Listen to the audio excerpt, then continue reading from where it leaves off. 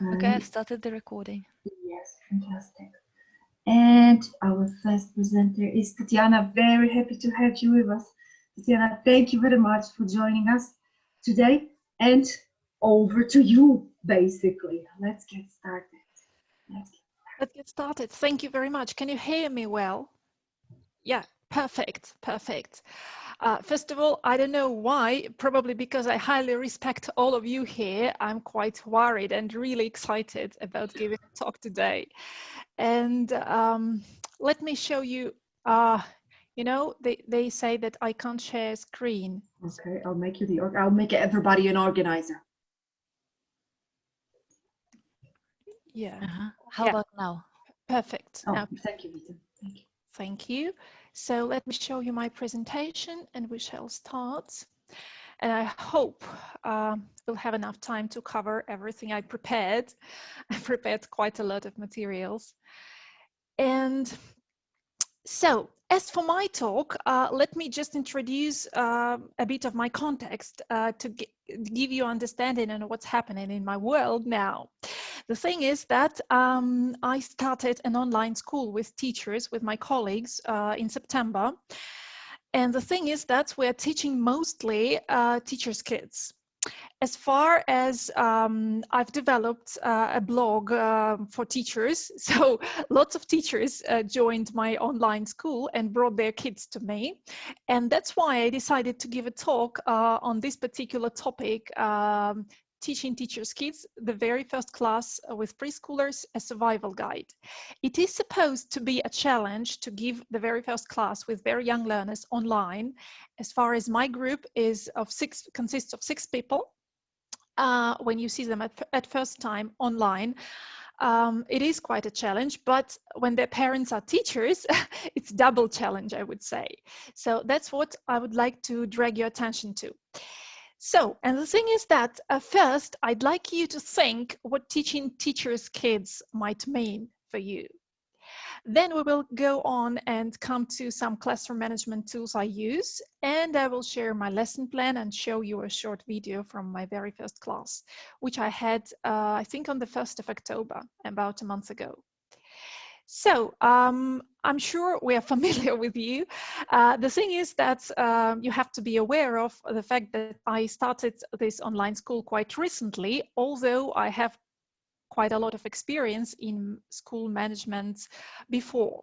So could you please type your ideas in the chat, what teaching teachers' kids might mean? The idea here is that I'm sharing not only my ideas, but ideas of my teachers from my school as well. So a nightmare. Yeah, well, extra high expectations. Yeah, high expectations to be constantly observed by colleagues. Yeah, checking you all the time. Exactly. So you are all absolutely right.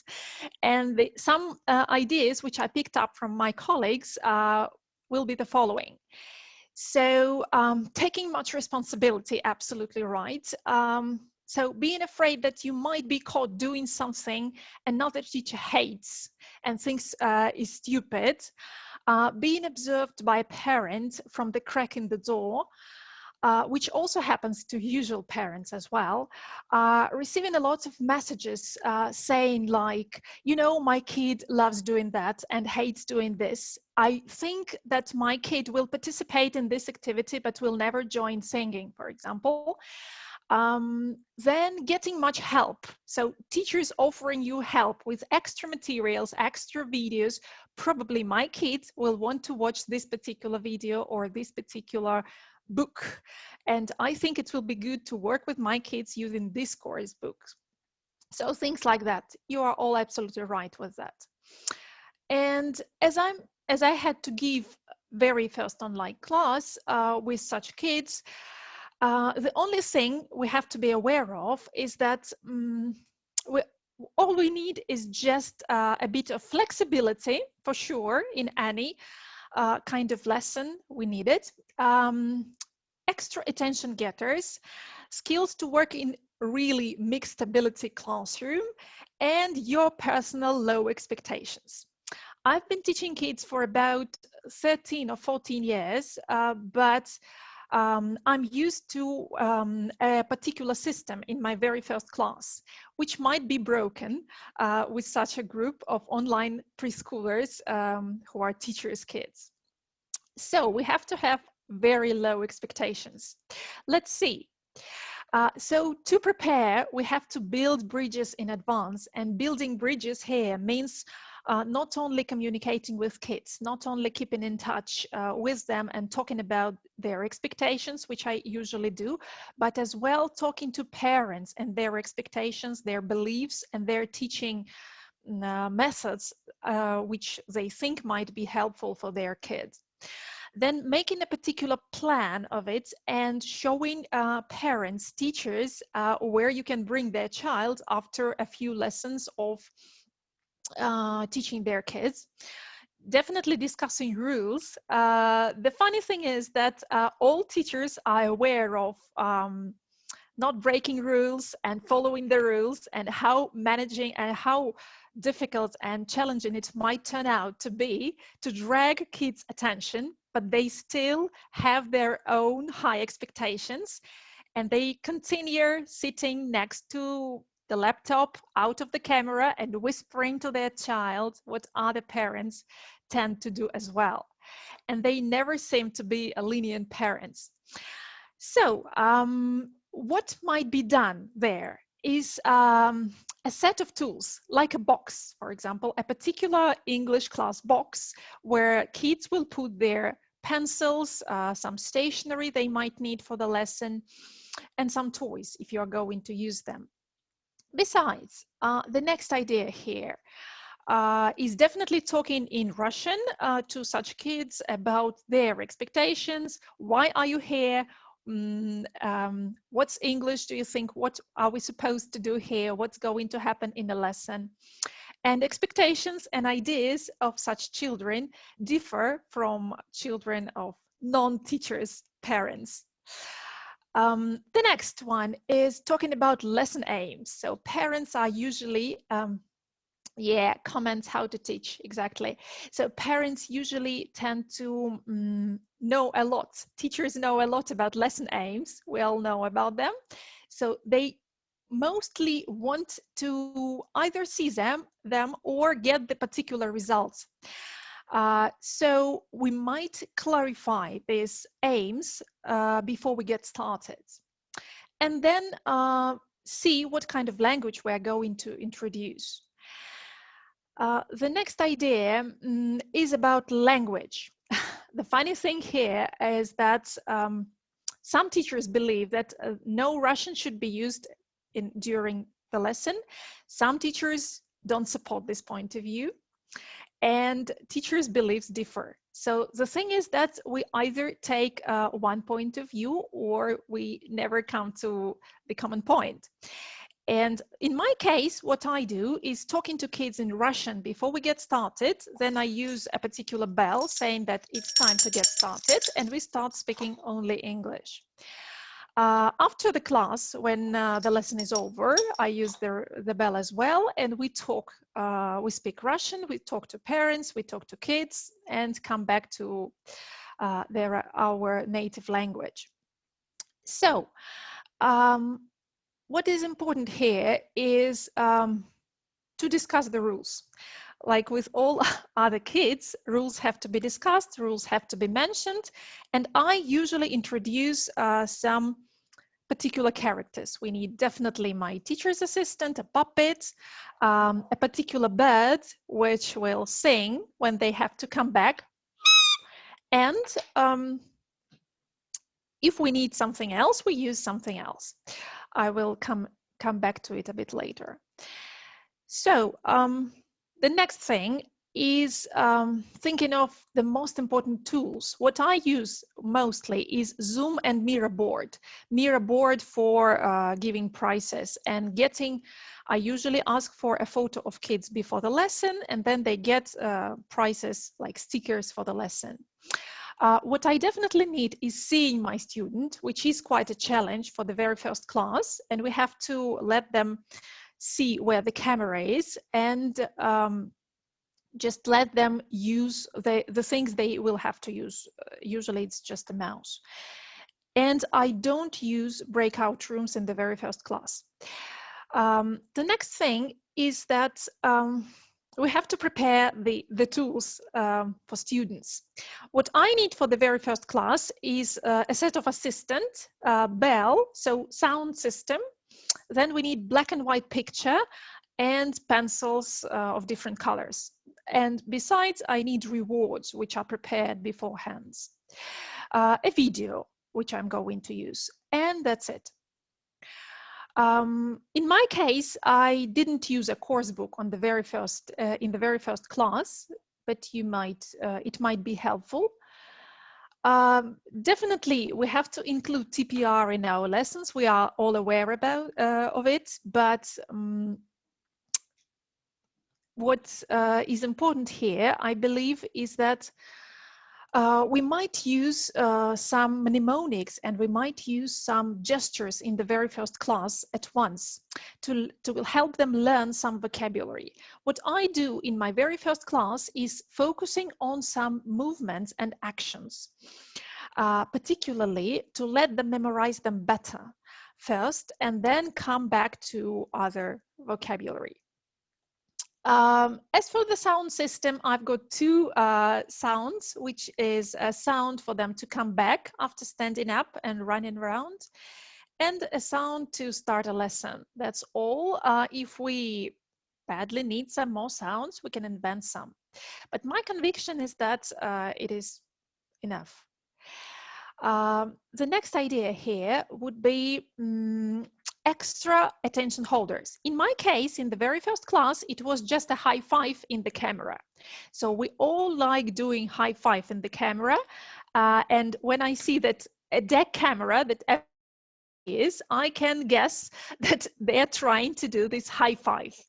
And they really adore and they started to like this attention getter from the very first class, even before we started speaking English. We might use some of chants like this, like I'm fine, I'm here online, but I didn't use them this time. You might find them useful if you start with probably older kids, or we joined these particular phrases later for my class. And as for the lesson plan, what we did with my students was the following. First of all, we spoke some Russian about their goals, about their expectations, about what they wanted. One more important step here would be giving parents some clear instructions, what should be done and what shouldn't be done during the class. Explaining them their role. So what I said to my parents was that guys, I will let you know about everything. I will give my feedback. You will watch the video. Do not worry. Try to relax. Everything is going to be fine. Just go to another room and meditate for some time. I don't need you here. But still, there were some parents who begged for the permission to stay in. Well, why not, if they really wanted to see what is going to happen. Then we did some kind of greeting, easy greeting with my assistant. What I noticed here is definitely the more emotions and the more energy we put and we invest in these extra characters, the better outcome we get. So the funnier assistant is, and the more emotions you show, the better result we have. Then I introduced a hello song because it is closely connected with the topic of our lesson, which was movements, like clap your hands, stamp your feet, and that was it. A very easy thing. Then there was an action game when we had to first repeat after me and try to say the sentence, the phrases, if they were able to. Then we got some coloring activity. During the action game, we learned 2 colors just in order to let them color the picture they had to color. Then we got to prizes. which looks like choosing a sticker they want and sticking this particular sticker to their photo, bringing this sticker to their photo. Saying goodbye routines, which means for me, waving, saying goodbye to me, to their partners, to the assistant, and hugging time. So we always do have this hugging time. They really enjoy it. And after that, a talk after the class. So what I found fascinating was that parents absolutely enjoy the feedback as all other parents. And as soon as teachers, parents, kids, teachers' kids are praised, parents turned out to be usual parents. So they just start feeling very enthusiastic and very happy, excited about learning, and feeling quite satisfied with the lesson, and stop a bit worrying about the future of their kids' progress. The question is, do students have an assistant? No, they don't. No, they don't.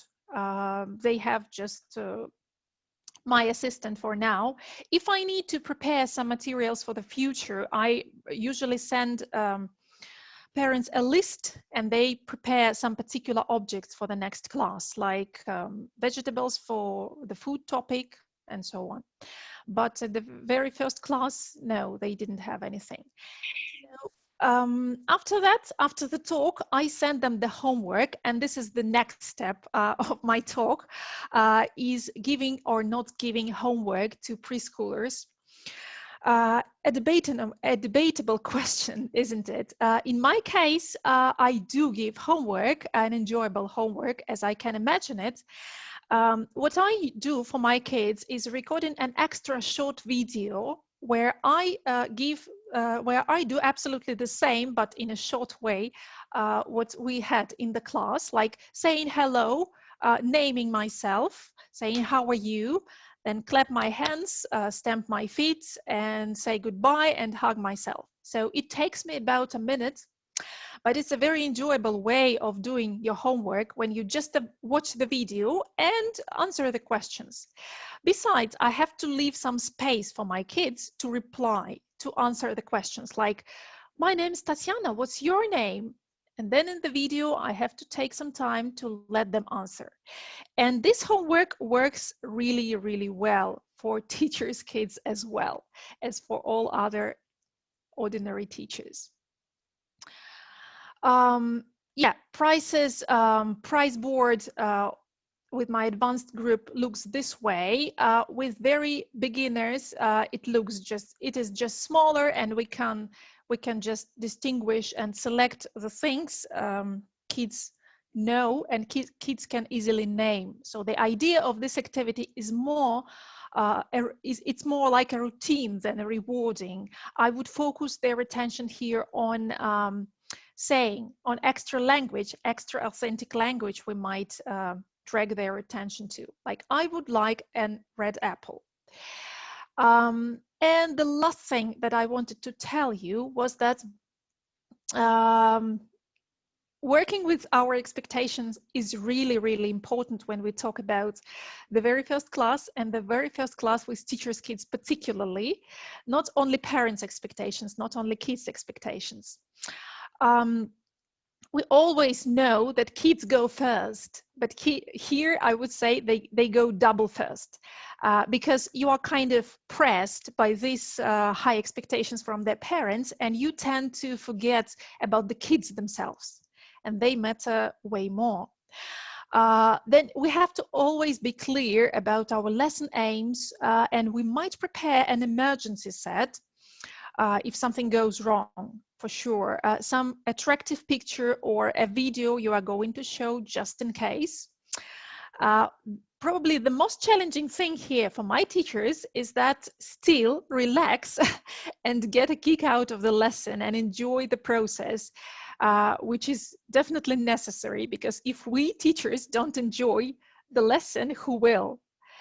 And definitely impressions, writing down our impressions in your teacher's diary. So what I recommend my teachers do is taking a notebook and writing down the things you feel after the class, the things teachers, parents say about the class and kids feel about the class. So anything you think matters can be written down in this particular teacher's diary. And at the end, we have to note to ourselves that teachers are just parents that sometimes don't differ from ordinary people. Now I'm going to show you a short video from my very first class. Give me a second. Yeah, I hope it's gonna work. So that was my very first class with very young learners, teachers, kids. My name is Yegor. Yegor, great. Okay, thank you. Thank you. What color is your other hand? Look, my second hand is blue. Blue. It's blue. A heart or a star? Marus, what would you like? An apple? Apple. What apple would you like? Green or red? Huh? Green. Green. Wow, look. A green apple goes to Marusa. Yee-hee. Yes, this is for you, Marusa. Bravo. So that's it. If you have any question, I will be really happy to answer them.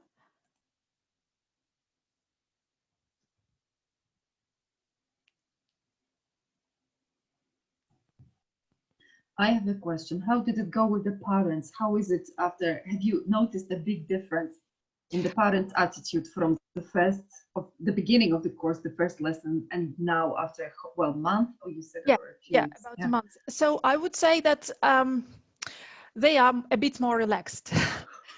Yeah, when they start trusting you as all other parents, they start feeling a bit more relaxed, and they kind of give you some part of their huge responsibility. They kind of share it and give you a portion. So you kind of start feeling pressed by this responsibility, but they feel better for sure. Okay.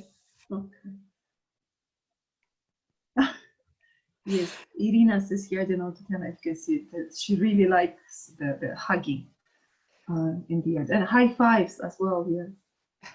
Thank you. Thank you. Okay. Super. Any other questions?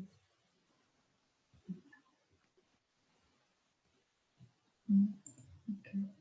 No. Lots of thank yous here. Lots of thank yous here in the chat. Okay. If there are any other questions, maybe we can deal with them later somehow. Thank you very much, Tatiana, for coming here and for sharing this experience. I haven't had a group that I only would start online, so this is brand new. All my kids transferred online, which is a little bit different. So thank you for coming here and sharing the ideas and the experience. Thank you. And yeah, lovely. Yes, and for sharing, as Maria says, sharing for the video. Thank you for sharing the video as well. Thank you. Thank you. Super. Thank you very much. Thank now, you. our next speaker is Irina, who is here. Irina Buyanova. Hello, Irina. Hello. Okay. Not the first time here. We are very happy to have you with us again, and I'm really looking forward to listening about all your ideas. Okay. Over Me too. Okay, fantastic. Thank you, Anka. Thank you, Anka, Svetlana, and Vita for inviting me to be presenter one more time. I'm excited to share some more of my ideas with you. And for those who don't know me, I've been working as a tutor mostly for more than 8 years now, and I've been working for BKCIH Moscow for 2.5 years. And recently I've been working online. So I have some ideas about lesson planning today. Let me share my presentation with you. Okay.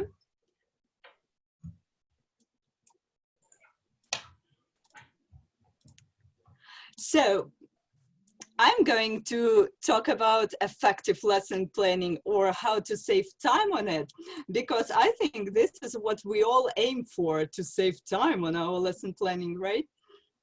So, okay, sorry.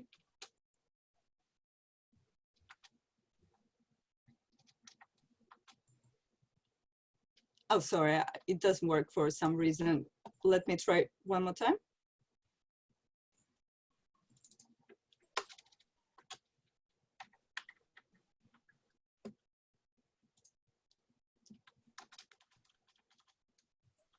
Can you see my slide? We can see the first one. Oh, okay. Yes. Okay, yes, here we are. Yes. So today I'm going to tell you why do we plan? How do we plan? Some steps which I personally follow when I start planning the lesson, and how to save time on it. And my personal experience, I will show you some examples of my lesson plans. And then I will be glad to answer your questions if you have some. I'd like to start with a quote, with a quotation by Benjamin Franklin, who said, "By failing to prepare, you are preparing to fail." I'm not sure if he was talking about lesson planning, but I agree with this quotation, because I think that this is the key to a successful lesson, to be prepared for it, right? So why do we really plan? First of all, I think to make sure that students get the most of the lesson and that our aims are achieved. So when our aims are achieved, usually students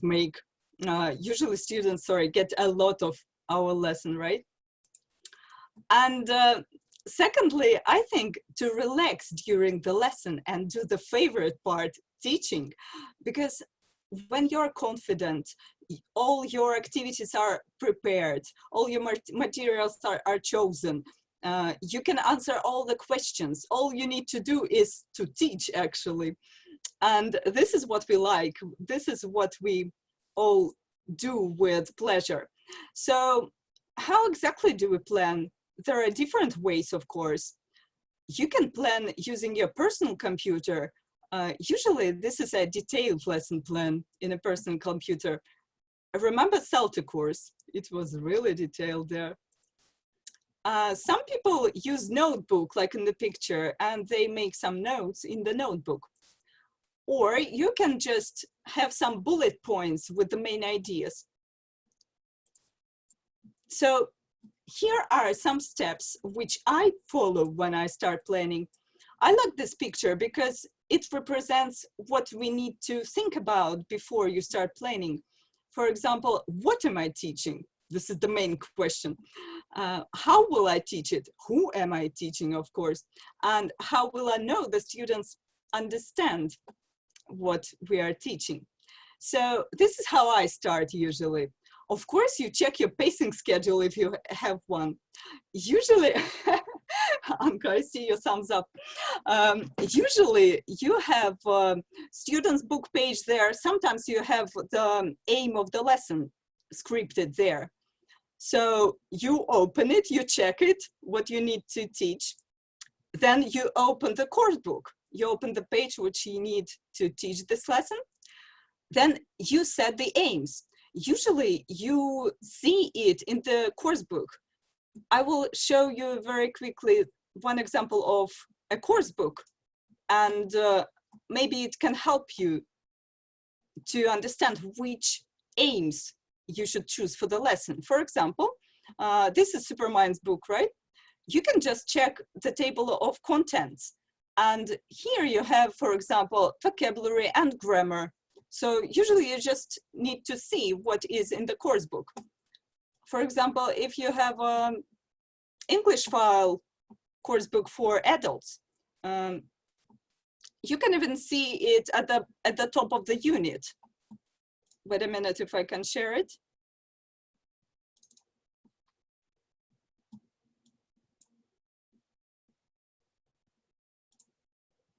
Yes, this one. So again, table of contents. if your lesson is about grammar, you see vocabulary here, and some sub-aims probably, for example, pronunciation. And if you open the first unit, you can see it at the top, grammar, word ordering questions, and so on. So it can help you if you cannot understand what aims you should achieve by yourself. So now you are ready with your lesson aims. What's next? So you need to decide on the stages of the lesson which you have. Of course, it depends on your lesson aim, right? Usually, if you have a clearly established routine, you follow these stages every lesson. All you need to think about is new language you're going to present, or for example, if it's a skills lesson, you need to think which is your main stage, for example. So I would suggest that you prepare a skeleton lesson plan. By skeleton lesson plan, I mean that you have the stages only and nothing else. So you just have the list for the beginning. Then you think which stage is the main one. For example, if it's a grammar lesson, I think that controlled or freer practice is the main stage. If it's a vocabulary lesson, the same, freer practice. If it's the skills lesson, of course, it's a stage which is focused on skills development. And you write the procedure for this stage. I know that everyone has the urge to start from the beginning, from the lead-in. I do. I always want to start from the beginning. But what's the problem? Sometimes when you start from the beginning, you don't have time for your main activity. Usually it goes at the end of the lesson. So sometimes if it's your aim of the lesson, it is not achieved because you don't have time for it, right? And then one more thing is you waste your time, because you can plan a lot of activities at the beginning and then you can't include them into the lesson, because when you go to your main stage, you understand that you need more time for it and you start excluding the previous stages. So why overplan? This is why I really recommend starting with the main stage, the main activity. So imagine you have the skeleton plan, you have the procedure for your main stage. Then you think of the timing. You try to think how much time will it take the main activity. If you know approximately how much time it will take, of course, you can think about the main stages now. Now you know exactly how much time is left. You can plan the lead-in, you can plan some extra activities if you have time. So this would be my next step. Plan the timing for the main stage first, and then the rest of the stages. And then you move to procedure for the rest of the stages. If you would like to have a detailed lesson plan, you script your instructions, you have a very detailed procedure, or you just can take some notes, but of course you need to think it over anyway. And then only if you have time left, you plan some extra stages, for example, games. Well, basically I would probably plan them anyway, because sometimes you spend less time than you planned on the rest of the stages. So you need to have something up your sleeve. So of course you do it after you have planned all the main stages, right? Okay, and then usually I do not check teacher's book for the procedure of the lesson. I check it for the answer key for the activities, and maybe, I don't know, a script for songs, something like this. But of course, if you have time, you can go through the teacher's book, because sometimes there are very good pieces of advice that you can follow if you don't have your own ideas for your lesson. So you can check teacher's book after you have done all the rest. Then you prepare the materials. Usually I prepare the materials for offline lesson after I have prepared the lesson plan. But for online lesson, I think I do it at the same time, because usually I just copy and paste something into my presentation while planning. So for offline lessons, I would do it afterwards. So these are the steps to follow. What's next? So this is the main question, how to save time on it. You think, Irina, how many stages, how many steps? You should take ages on planning. Not really. Well, of course, when you start planning, maybe it can take a lot of time, but then after a while, it will be easier. So this is my tips on how to save time on it. So first of all, set the time limit for planning, and which is the most important part, stick to it. Because not only should you set the time, but you also should stick to it. And I mean it, because sometimes I just don't watch time. I have the clear, schedule in my head. For example, I need to plan 3 lessons a day, and I have 3 hours to plan. Of course, it's logical if I plan 1 hour per one lesson per 1 hour. But sometimes if you run over time, you don't have time for the last lesson. So of course you need to watch the time, you need to stick to the time limit, and you need to stop yourself at some point. Then my second tip is you choose your format which suits you best. Either it's a lesson plan in your personal computer, or some notes on the piece of paper, or just bullet points, or just your PowerPoint presentation. Why not? I will show you my examples later. Then follow the steps which we have just discussed. For example, remember that you start with the main task. I think it's really important, and it works for me definitely. Then you should, again, it's all about time management actually. You should limit the time when searching for activities or extra material. For example, you have this perfect activity in your head and you can't remember where it comes from. Maybe you saw it in some of supplementary books. Maybe some of your colleagues shared it, and then you start searching for it and you spend 20 minutes on it. And then after a while, you can't find it, but you create it yourself and you spend 5 minutes on it. So can you see the difference? You search for 20 minutes or you create it for 5 minutes. So you think maybe you should substitute it with another activity. Maybe you can create it yourself and you spend less time on it. Maybe you can check teacher's resource pack, which usually has some extra activities for all your lessons. So you think, is it really worth it to spend so much time on searching for some perfect activities? Then, one more tip.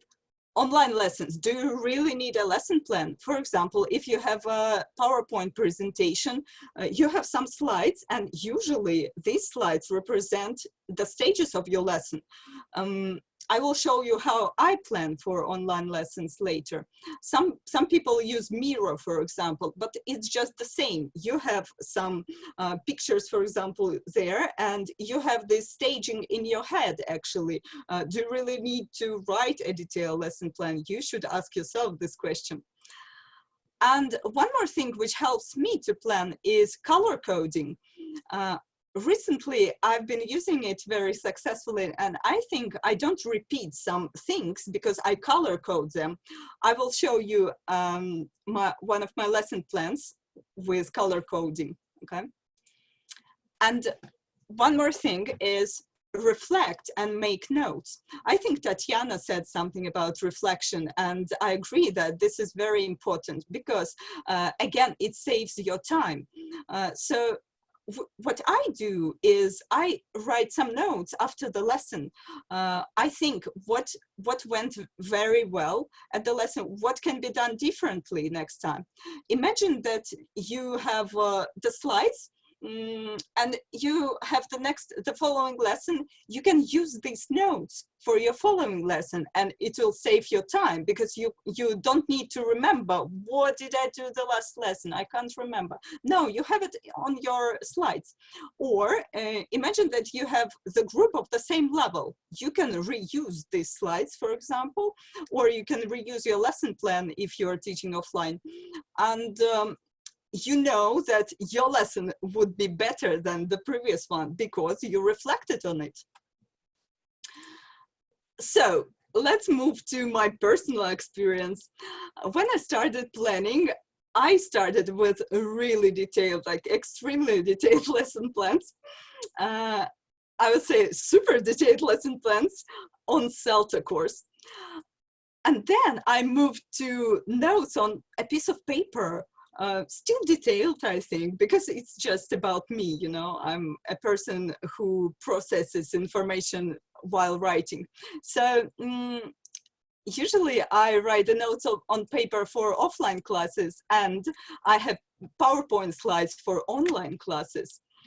I'd like to show you the lessons which I planned when I just started teaching and the ones which I have now. So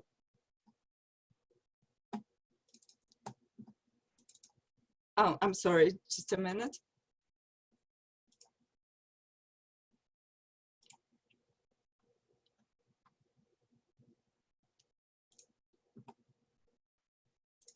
Okay, so this is one of my first lessons ever for groups, I mean, and look how many pages I have, 9 pages. And this is apart from the cover sheet and I think grammar analysis or something like that. So it's really detailed. I have the script of my instructions here.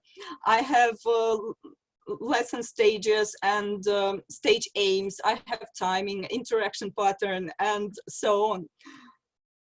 Poor tutors who checked that. I'm sorry.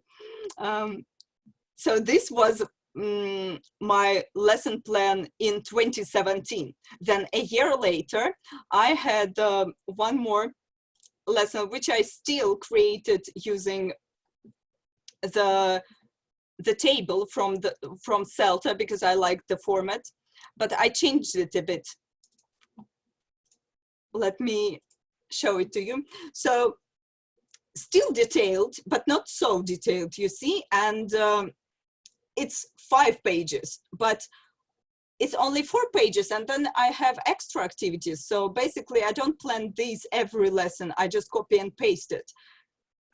I think I've progressed a bit, and I changed it a bit because I have grammar and vocabulary here, because it's just my personal preference. I wanted to be here, and I know in my head, I know the aims for each stage, so I don't really need to write it. And also here, the comments field, I started to use it at with some notes of the materials I need to prepare for the lesson. For example, I need to cut something out, I need to copy something. And one more thing which I changed, I started to put the exact time of the lesson which I should start and finish the activity. Some people say that it's not the best idea, but you know, it suits me, I like it. And maybe it's not a very good idea because sometimes the activity takes less time, or sometimes the activity takes more time, and you can be misled by this time. But you know, I'm not very good at mathematics, so I don't like to count during the lesson. This is why I write exact time. Let's see what we have in 2019 now. One more lesson plan which I prepared. Okay, so yes, again, pretty detailed, but you see 2 pages now and some extra activities here. The format is the same. And let's see some fresh ones which I use now. Okay.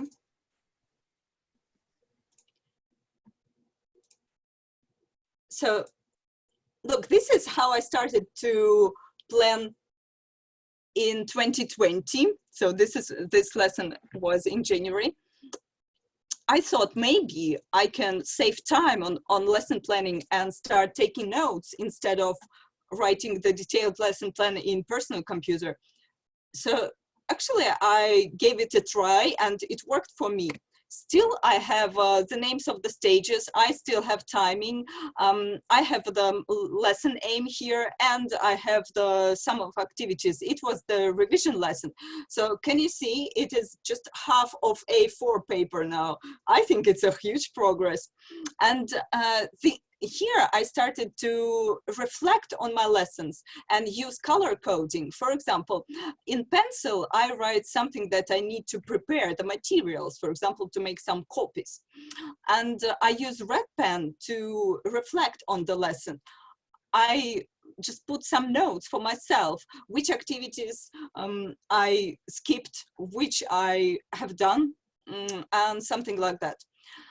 And I'll show you just 2 more lesson plans. Sorry, it can take more time than I planned, sorry. Okay, 2 more. Oops. Yes, look, these are just post-it notes with some bullet points now. Can you see how I progressed? So here, again, I have some color coding. I have new material here, which is the main aim of my lesson. So this lesson was based on listening skills and exam practice, listening part 2. I think this is starter's exam probably. So also, I have some more aims here, which are not the main aims, but sub-aims. For example, revision, those. I underline it in yellow. And phonics. And then I have materials, supplementary materials, which I use for the lesson. I underline them in blue, just because I like it. I have word wall and starter's picture book. And then again, in red, I have some notes, which I take after the lesson. Here, I was working hard on pair work online, so I have some notes about activities that can be done in pairs, and then I highlight them in orange if I actually did the following lesson. So it's like double reflection. And the last thing which I wanted to show you is how I plan the lessons for online. One moment, please. This is not the lesson plan, but it's just one bit taken from the lesson plan. One slide, okay? So look, my personal discovery is that on PowerPoint, you have this field here. It's called zametki in Russian or notes in English.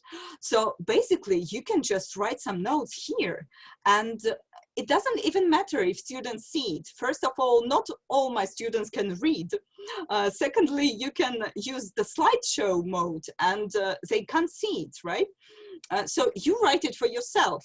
And when I write, I remember the information. So I don't really address to it, just sometimes I take a glance and that's it. Again, here I have timing. I have the time of the lesson, which I supposedly should finish this activity. I have the name of the stage and maybe the aim of the stage. And then I have some notes for myself, and this is my reflection on how it went on the lesson. I put slash, and I just write some ideas. For example, I thought that I could have spent more time on this stage, or it could be set for homework, okay? So this is what I write for myself. So basically, you just need to understand which formats suit you. You can follow the stages, and I think it can be helpful for you because it works for me definitely. So thank you very much for your attention, and I hope that my ideas were useful for you. If you have any questions, I'm really glad to answer them. There is a question from Irina Chan-Fedorova. How long does it usually take you to plan lessons now? Okay, so basically, I usually think like this. It's just my personal, experience and something I do for myself. I think I can spend time on the lesson, which equals the duration of the lesson. For example, if lessons start for an hour, if lesson lasts for an hour, I can plan for an hour. If it lasts for an hour and a half, I can plan for an hour and a half. But of course, when you plan a lot, you don't have this much time sometimes, and you need to look at your schedule. You can have 5 groups a day, and of course you can't spend a lot of time on planning. But I think it's my maximum which I plan, Masha is also asking if you could talk a little bit more about the skeleton plan. Is it something for any lesson, like 3 sections, or does it depend on the age of the students or the length of the lesson? I think it's just the stages listed one by one. This is what I mean by a skeleton plan. So, for example, if you take a look at my lesson plan one more time, I would say if I delete all of this would be my skeleton plan. Okay, just like this, the stages 1, 2, 3, 4, and then you decide which is the main stage. You start writing the time. In this case, probably planning on your personal computer is more convenient because you can start from the main stage and write the procedure there. But I can do it on paper. I just leave some space and I move to the main stage. It doesn't depend on the age. With kids, I think it's much easier because usually you have the clearly established routine and you just follow it. You change new material stage and revision stage probably.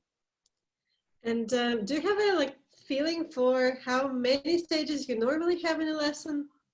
Oh, it depends again. It depends on how long your lesson lasts. Of course, yes. For kids, I think probably 7 stages of the lesson. But it depends. It depends on your lesson aims, of course. Thank you so much. Oh, you're welcome. Thank you for the question. Thank you, everyone. Any other questions? These are all the questions. Thank you very much, Irina. Thank you for sharing with us your road from, I don't know, how many pages was it? 9 pages. It's my maximum. Okay. Yes, thank you very much for all the ideas. Lovely to have you here with us. Thank you very much. And now we're changing the speaker, but we're not changing the name. We have another Irina, another amazing Irina, who is already here with us. Over to you, Irina, please.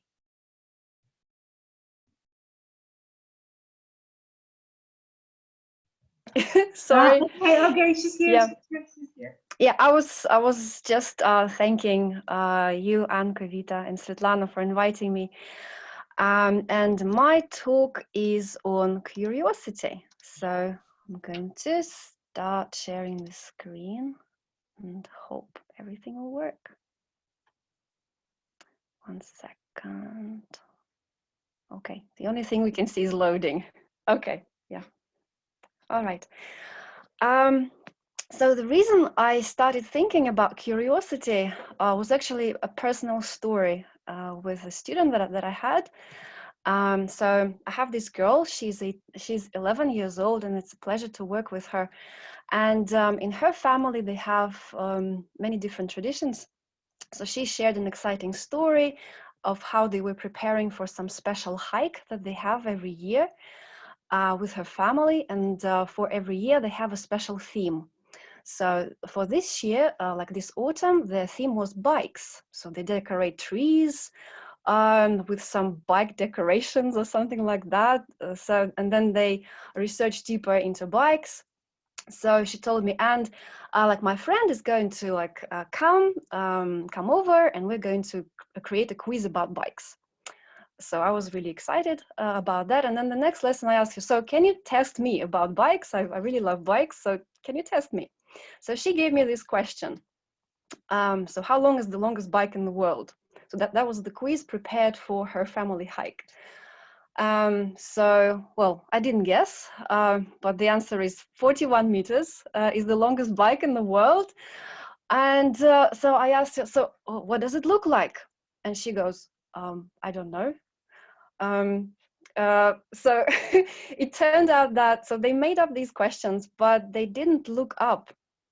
So their natural curiosity about these questions didn't actually lead deep enough as to, you know, actually check it out, like what color it is, who made it, where, and is it actually possible to write it? How many people can it see it? So all of those questions I suddenly had, and then I realized that she didn't actually know. So this is the longest bike in the world. It was made by engineering students in Australia. And it was really difficult to actually write it. So you can check it out. There's a nice video on YouTube about that. So, and from there we started exploring. And I realized that curiosity is something that really lacks. And I started researching more into that. And I found this nice quote. Curiosity is like a mental itch, and the only way to scratch it is to seek out new knowledge. So, and that was exactly how I felt about it. So the mental itch, and not only that, so how does it help us learn actually? So I found out that when we become curious, there is a special chemical, like a hormone that gets released, and we all know about dopamine. So it gets released when we feel happy. And I've been reading some research about like Facebooking and like social media while kids, and actually lots of people spend lots of time there because they lack dopamine, because they want some quick fix with dopamine. So dopamine gets released in large quantities as the reward for the new things that you find. So that's what the studies show. And because it creates a happy brain, it will inevitably result into happier learning and give students a natural high. So they will feel happy. And it's the same feeling as when they get a prize, when they get a sticker, when they get a reward, basically. But here, maybe it's one of the ways to create like a more natural motivation for them, like a learning motivation. So while I'm talking and I can't see the chat, maybe you can reflect and type up in the chat which of your classroom activities develop curiosity, and how often you do that or think of that. I have some ideas for encouraging more curiosity in your classroom, I'm going to share them with you. I hope we have enough time. So I decided to collect all of the activities that I've been using and break them down into things that are tangible, like what exactly these activities do. So the first thing to do is surprise them. By them, I generically mean students. I'm here not focusing specifically on young learners, but it can be younger learners, can be older learners, can even be adults. I also use some of the activities with adults, which I'm going to share a bit later. So with by the way, with each slide, and maybe Anka, Vita, or Svetlana can tell me later, maybe we can like I can send the slide to the participants, because with each picture I have a link attached, so that it can lead to an activity or to a resource, which I think will be quite useful. Yeah. So for example, surprise them, and this is the basically a guy from the Guinness Book of Records. So he's the holder of a record in the Guinness Book of Records. So you can ask your students, what the record do you think it is? For my 11-year-old, for example, she needed some explanation what a record actually is. So that it's something that is an achievement, like the most, like the biggest quantity, the most amount of something. So something like that. So here, if you didn't guess, it's the biggest number of coconuts smashed around a person while being blindfolded.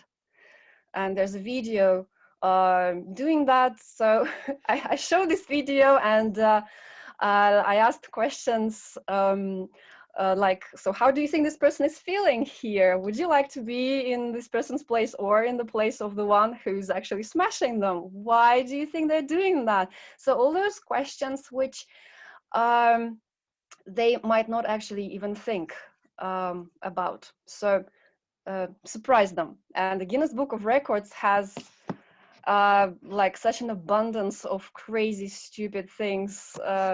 And I think we spent about 2 weeks just doing the Guinness Book of Records.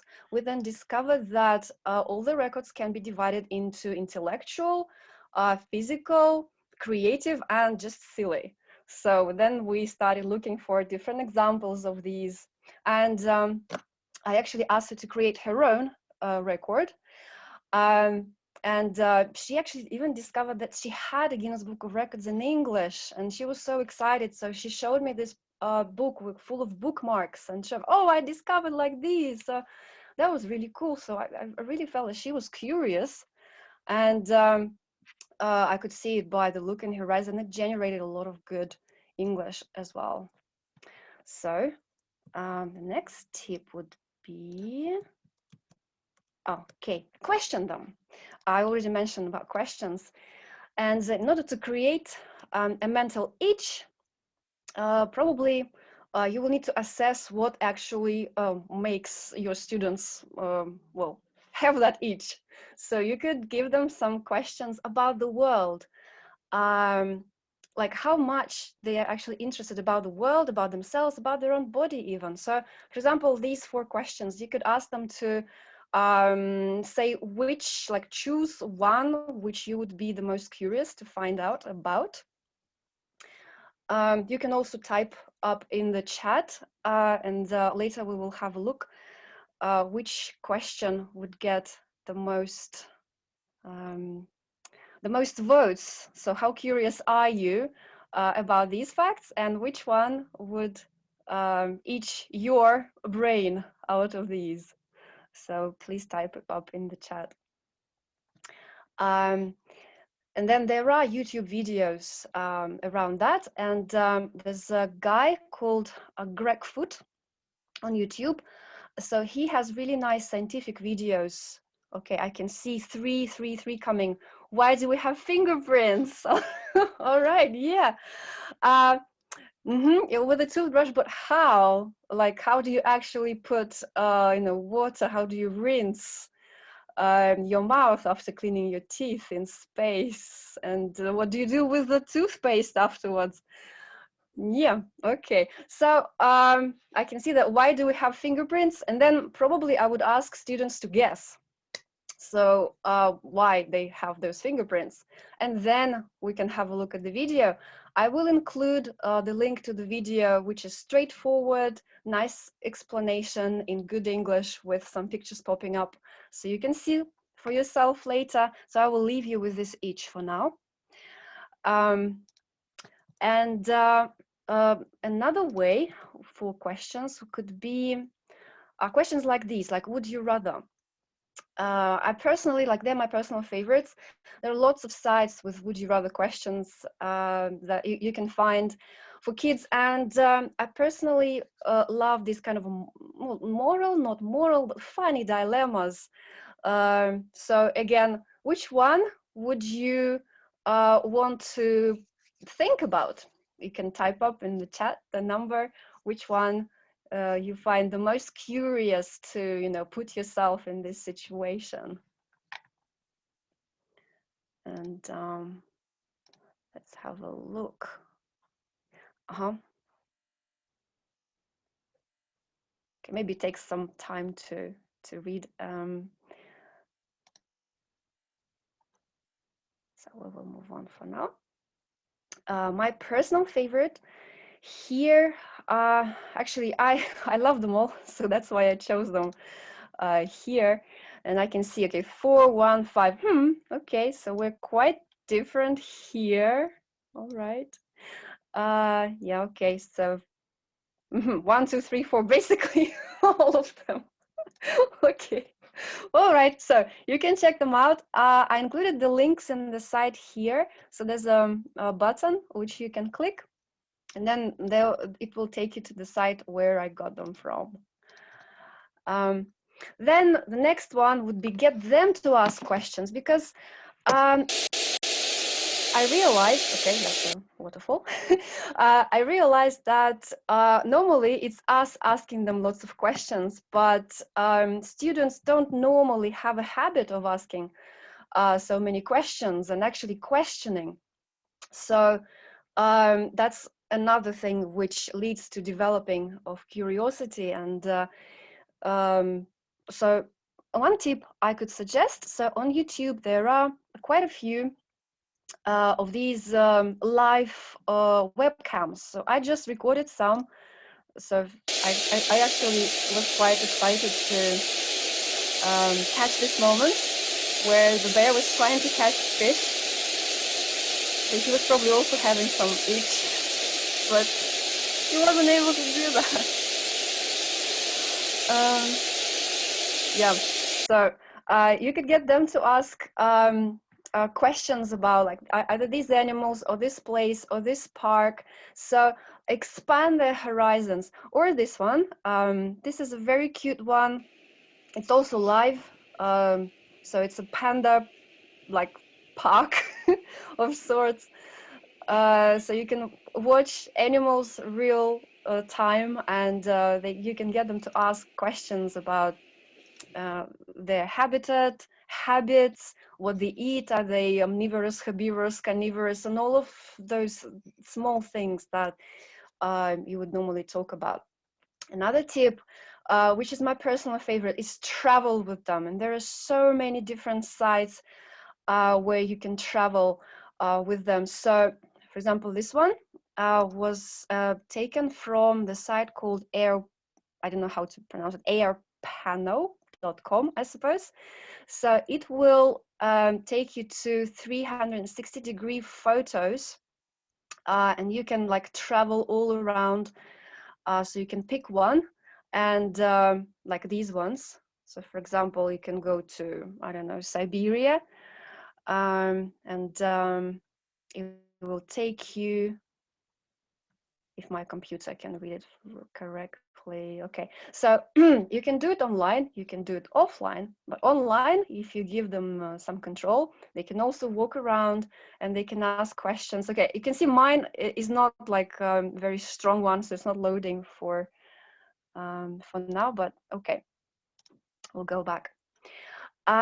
So another one is a game, which if you go there, it will take you to different towns and show you videos of different cities.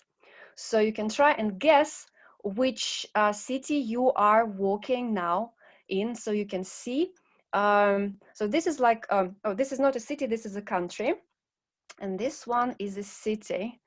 So the site is called virtualvacations.us. So you can go, yeah, am I still sharing? Am I still sharing? Yeah, I'm still sharing. Okay. So you can go to any place. You can even go to travel to Russia. So you can try this. So you can click guess, and it will show you a video of someone walking in some town in Russia. And you can try and start guessing where that might be. So I'm not particularly sure where that might be. And of course, it can generate lots of different language, because you can talk about what you can see. You can give excursions. So someone is saying Sochi, okay. Someone is asking about internet connection. Yes, it is, but it depends on how many people I have in the classroom as well. So now you can see I'm able to show something. So I hope you show as well. So if you're saying it's Sochi, what we're gonna do is we take the map and okay, well, Sochi should be somewhere around here. Okay, and let's see how close you were.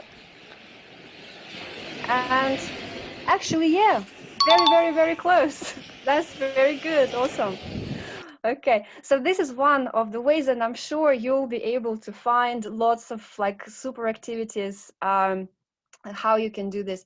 And then there's a cool site I found, which is kid friendly, which shows you all around different places in the world, and your kids can read. It's called Kids World, travelguide.com. See the world through children's eyes. And there,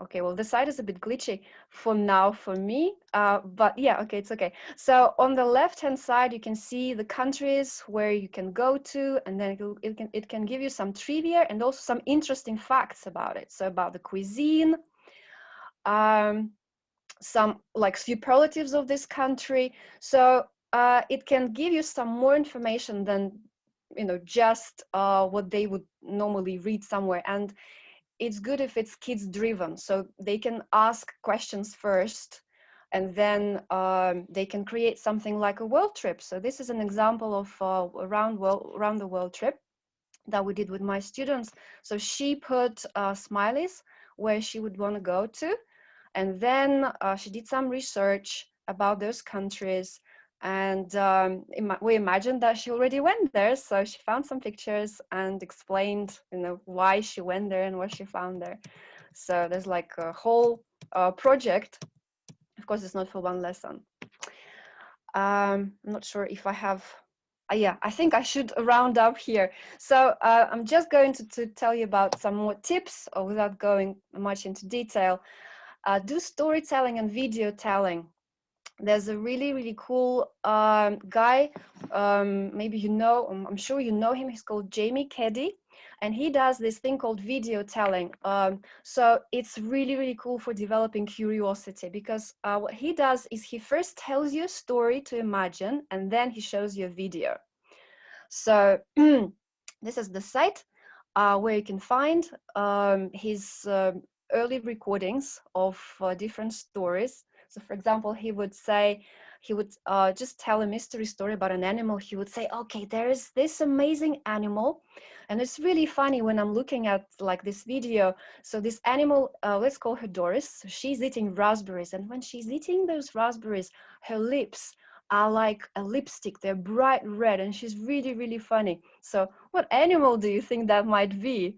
And you could get your students to try and guess, and then you could actually show them what animal that might be. Maybe we have some ideas in the chat. A panda.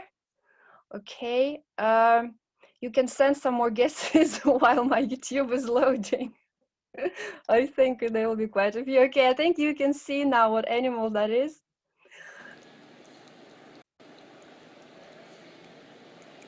And yeah, it's a bunny. It's a bunny eating raspberries. And look at her lips. Isn't she cool? Isn't she cute? So there are lots of cute animal videos like that on YouTube, which you can then get your students to also find if you use some safe method for them. So yeah, like that. So do storytelling and video telling. Yes, so that's about storytelling. One more thing is getting them to create. So creativity also develops curiosity, and the result gives them dopamine. So I would like to share this amazing site with you that I'm using myself to learn to draw. And you can see the site here down below. And they can create characters. So there's a character profile, and then there's a character generator. Now, this is for drawing, so it's not probably what people would use for teaching English, but you know, English teachers. So I use it for creating stories. So it can give you either a human or an animal or a creature or some inanimate object. And the character that is generated is like not conventional. It's really nice, really cute, or maybe not cute, but funny. And then with that, you can take them to, you know, brainstorm what might happen to them. And that will also create a great deal of curiosity in your classroom.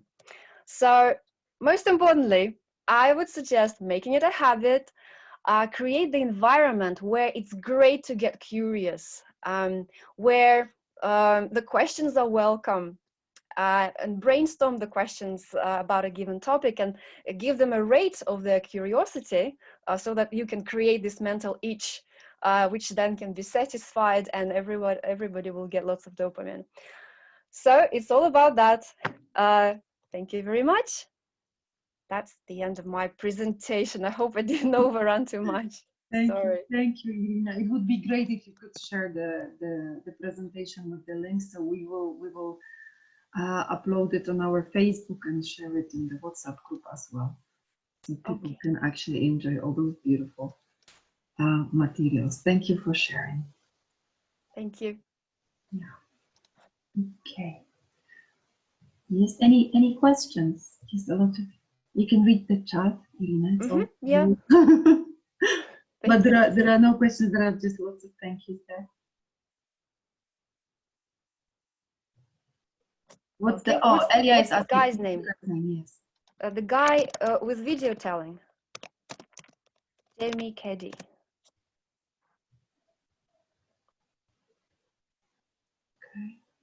Okay, thank you. Okay, super. We're going to take a little break. We're already running late. Hey, it would happen anyway. So let's take a few minutes, and it's 18:19 on my clock here. So Masha is going to be starting her presentation at 18:25. Okay, so if you want to take a little break, we have 5 minutes. That's okay. You know. So in 5 minutes, we're meeting here for the next exciting talk. Okay, who's the first one to get back here with tea or coffee?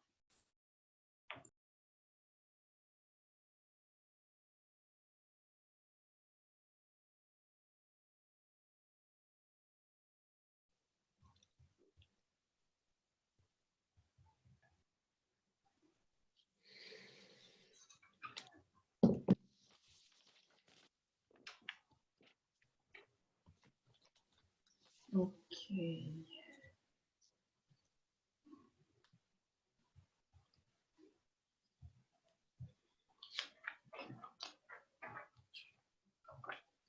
And okay, we are back. It's 18:25 in Moscow. Masha, it's lovely to have you here with us again. It's like meeting friends again after a longer break. So thank you very much for agreeing to speak. Thank you very much for having me. And here we are, learner autonomy with young learners and teenagers. Right. Let's get started. Right. Hello, everyone. Nice to be here again. Thanks very much for inviting me, Anka, and everybody else.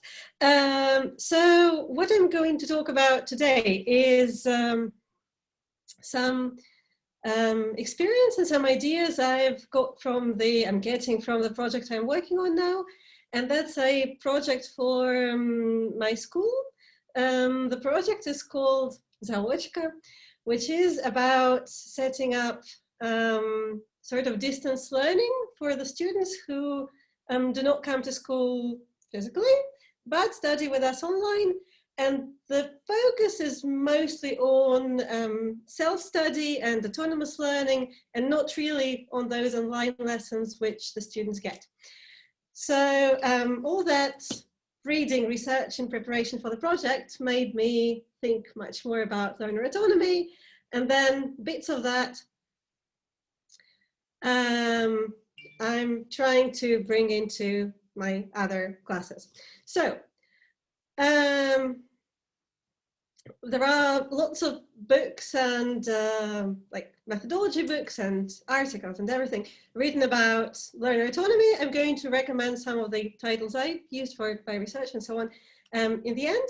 But generally what we see in most of those books is the idea that autonomous learning is the learning when a student takes the responsibility for their own learning and acts accordingly, meaning that they would be active in learning, making choices, trying out strategies, choosing materials, But clearly, if we are thinking about teenage students or like younger kids, how responsible are they going to be really? So for me, this kind of learner autonomy in connection to language learning means mostly learner training and developing practical skills that people or teenagers or kids need when they study any language, not exactly English. Because I spent quite a lot of time this summer watching videos on YouTube of people who are trying to learn languages on their own, I, for the first time, probably noticed that there are lots of things that efficient learners do, and we very rarely, I very rarely translate those things into teaching, and I very rarely talk about those things with my students. So here are some ideas that I decided to pick up and make available for my students. I started with a list of practical things or sort of skills that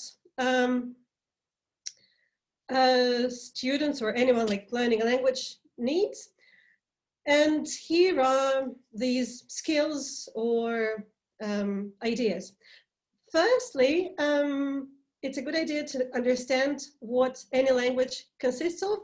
It's obvious for a teacher that there are language systems and language skills, but is it obvious for our students? We clearly don't have to talk about like sub skills and receptive skills or productive skills, but it would just probably make sense to explain what any language consists of. Like there is grammar, there is vocabulary, and there are also things you do with those systems. You need to be able to say something, you need to be able to write things, you will also need to understand what you're reading and understand what people are saying to you.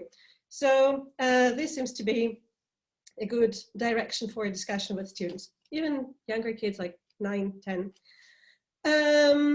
Also, a good idea is to talk about how language learning actually works. I think kids would typically understand how maths works because you would like read an explanation, or you would see a problem in a course book, and then you would need to try practicing and try solving it, and then you'll need to have the right strategy.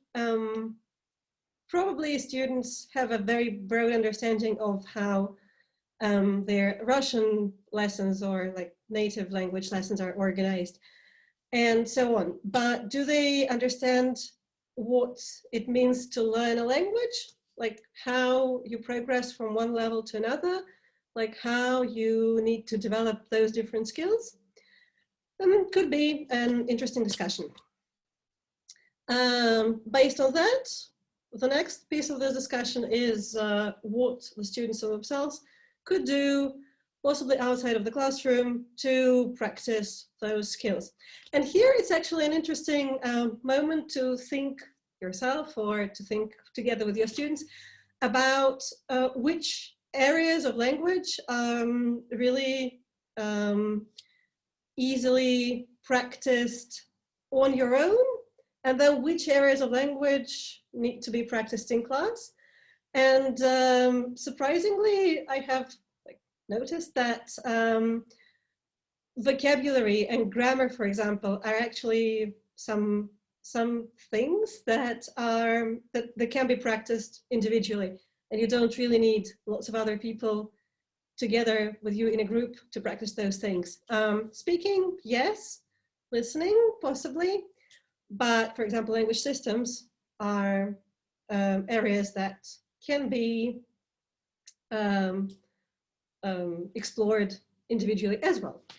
So one more thing, one more topic to discuss with students is like where to find resources, how to work with grammar, what to do with YouTube. Like everyone is watching YouTube. Is it doing them any good? So what to do with YouTube so that it becomes a language learning tool. And then maybe talk about graded readers, because this is also something that's pretty accessible to students and something that they don't really notice. Here are some ideas for those skills that I've just shown on the previous slide. Really simple like visual for what English consists of.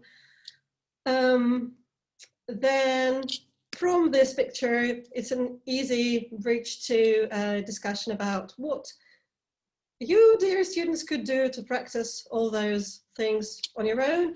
And then again, nice idea to separate the areas that could be practiced in class and areas to be practiced outside of class.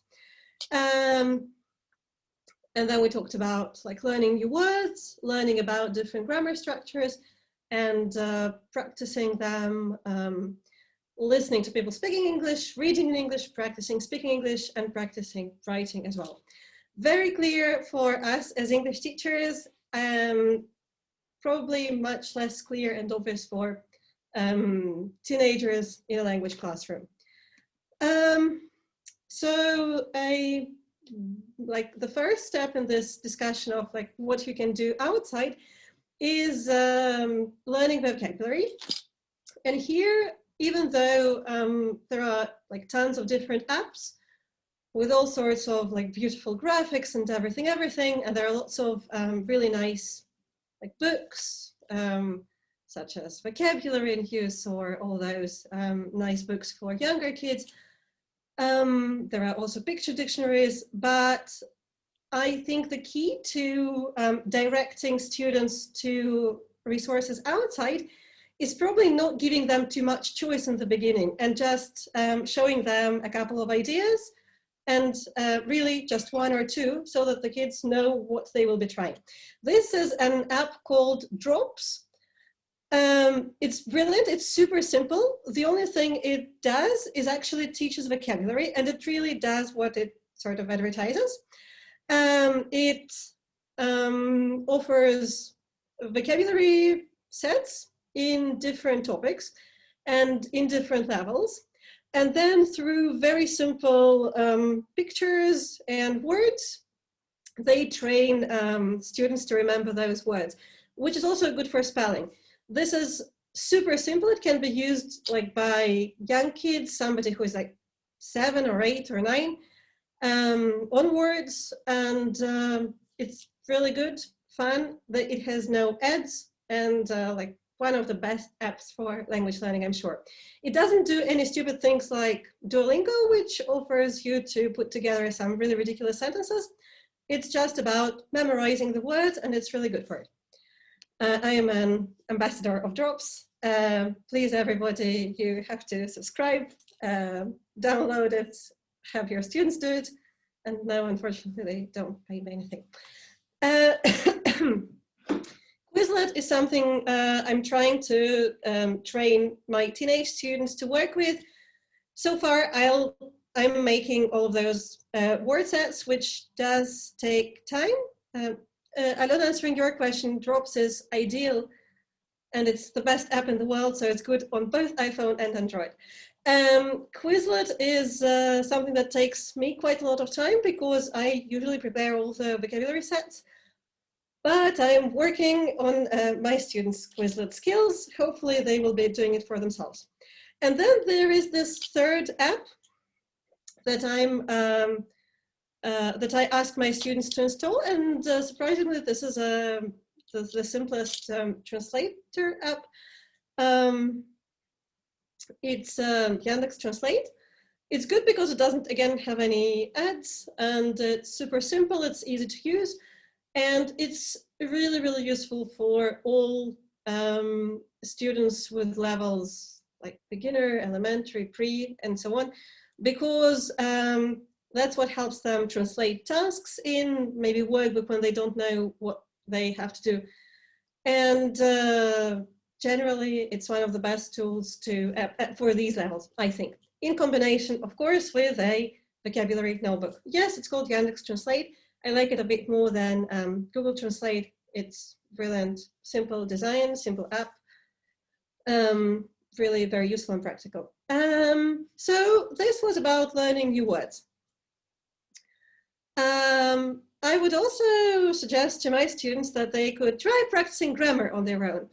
clearly not everyone in the class is going to do that.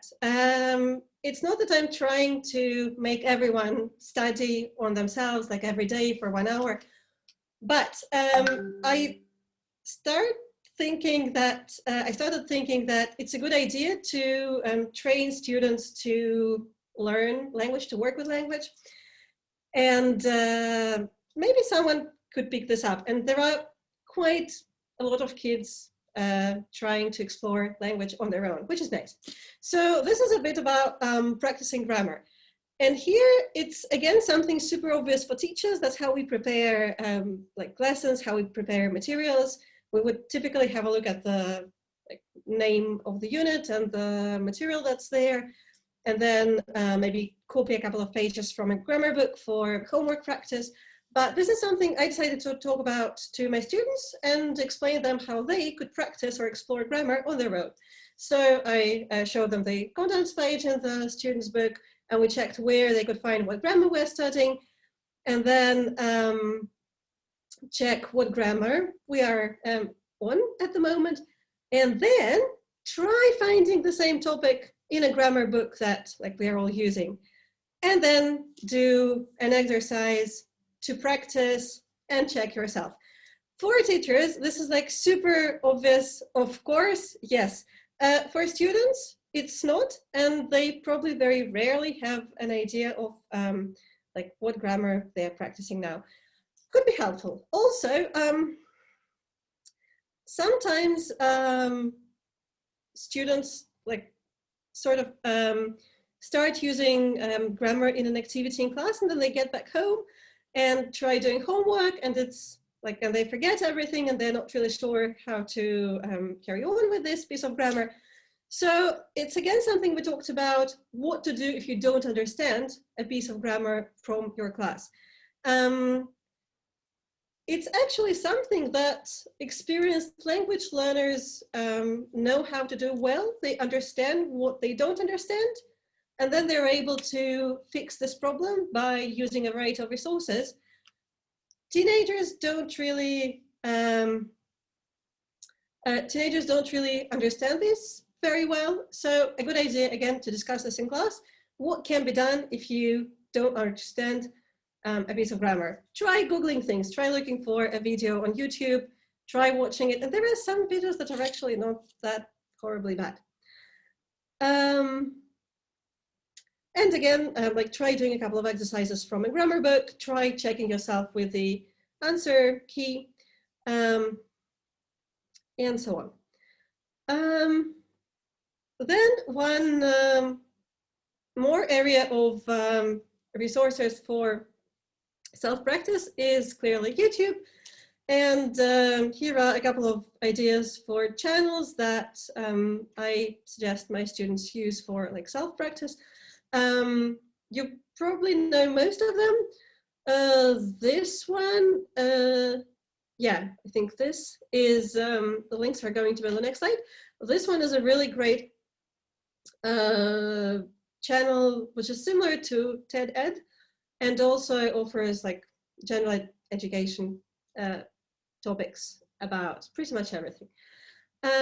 It's probably something that Irina talked about, and something that sort of piques students' curiosity and does something with it, because here it's a great opportunity to choose something that students are interested in and learn something new and unexpected. Here are some other links that you could try discovering with, again, interesting videos. But clearly the question is, it's a great idea to watch all those videos, but how can that contribute to the student's language level? We talked about doing the following. Again, this is something that teachers would typically do in class with videos. Is this something that students naturally do at home with the videos? Probably not. So we talked about, if you're watching a video at home, maybe you can turn on English subtitles, start watching the video. While you're watching, pause, write down a couple of new words into your notebook, translate, make sure you understand them, and maybe write a short summary or a couple of sentences about the video using all those words that you wrote down.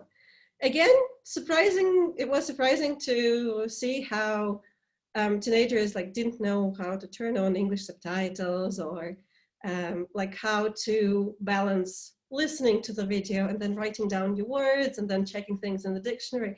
So again, very obvious for any teacher, could be worth discussing with teenage students. Graded readers is something that surely everyone uses, but again, you might want to offer some more detailed instructions to your students so that your students could choose a graded reader on their own.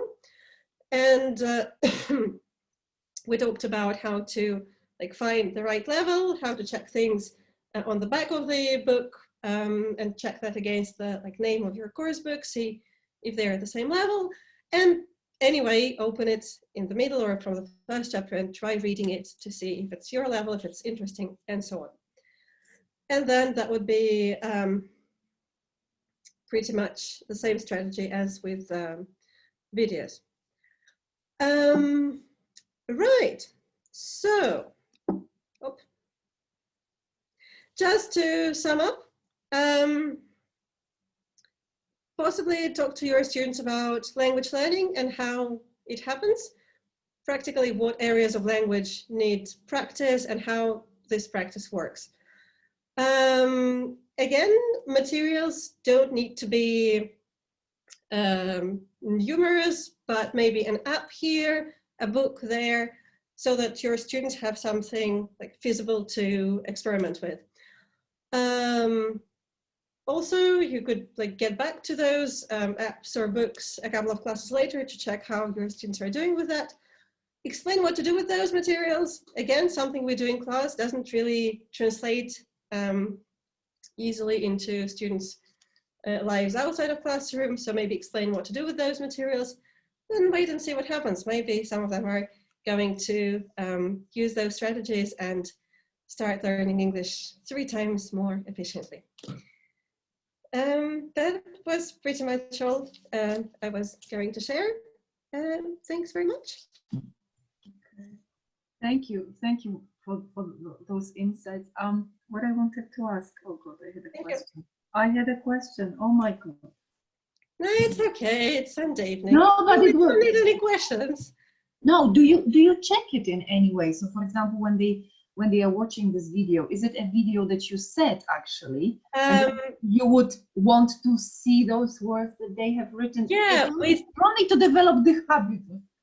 Yeah, that's true. We started with those things as parts of homework, and I would include them as like weekly homework for the whole week.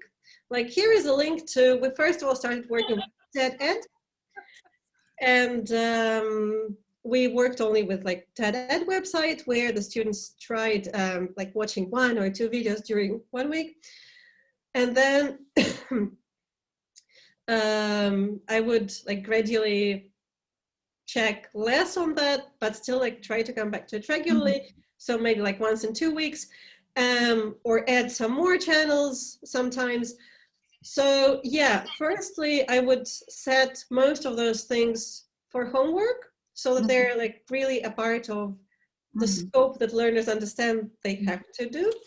And then I would like gradually leave them with those things. Okay, yeah.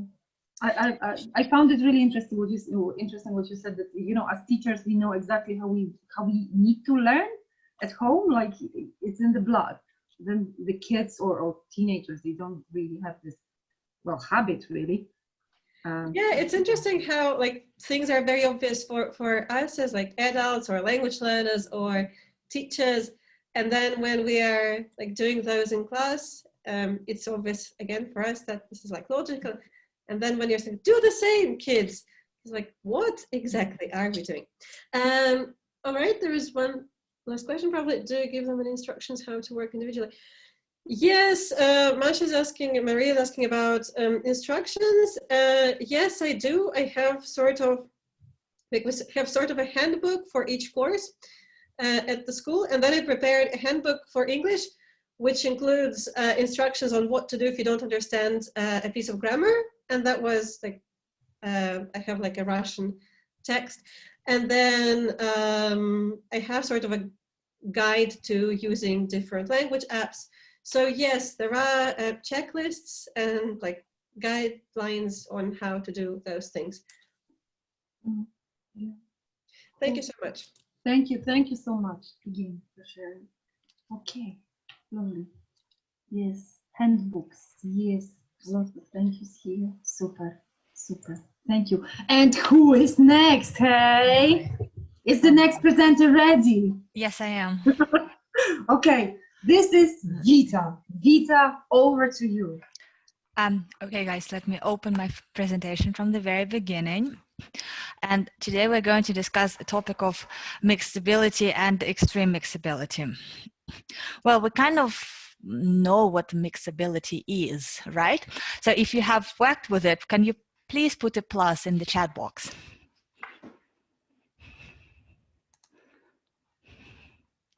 So, yes, yes, yes, yes, yes, yes, yes, yes, yes. Okay, we got the idea.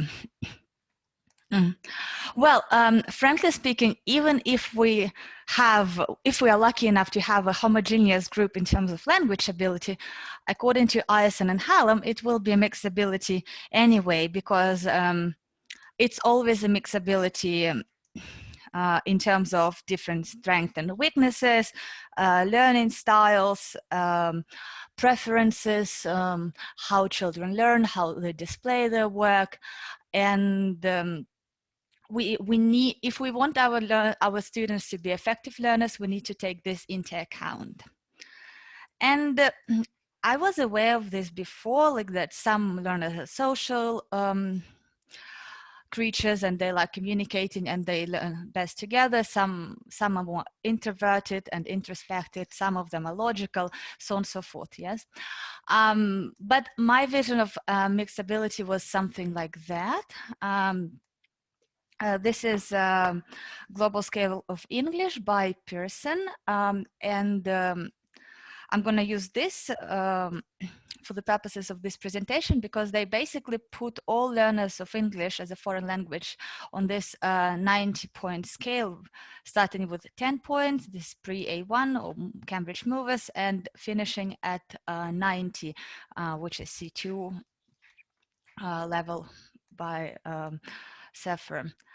And yeah, my mixability before September 2020 was something like that. Okay, I got a set of A1 kids, and one of them was at level 17, one of them was at level 20, one of them was at level 22, which is pretty much the same level of language ability, but for example, Peter here could spell the word cat, but Vasa here could write and read a sentence. Well, something has changed this year, and this is my setup now. So this is my class, and Meet, N, T, and K, who all attended a bilingual kindergarten. Thank you, Maria Vavilova. They can speak relatively well. N and T are good at reading. Anne is very good at writing. Her writing is clear and grammatical. She can write sentences and stories, and she can use linking devices. She is very good. T's writing is okay. However, he is not keen on it. He doesn't like it. Kay struggles with writing. She has solid speaking skills, but sometimes her sentences lack verbs, sometimes she uses sentence fragments, sometimes, well, the punctuation is not there. You see what I mean.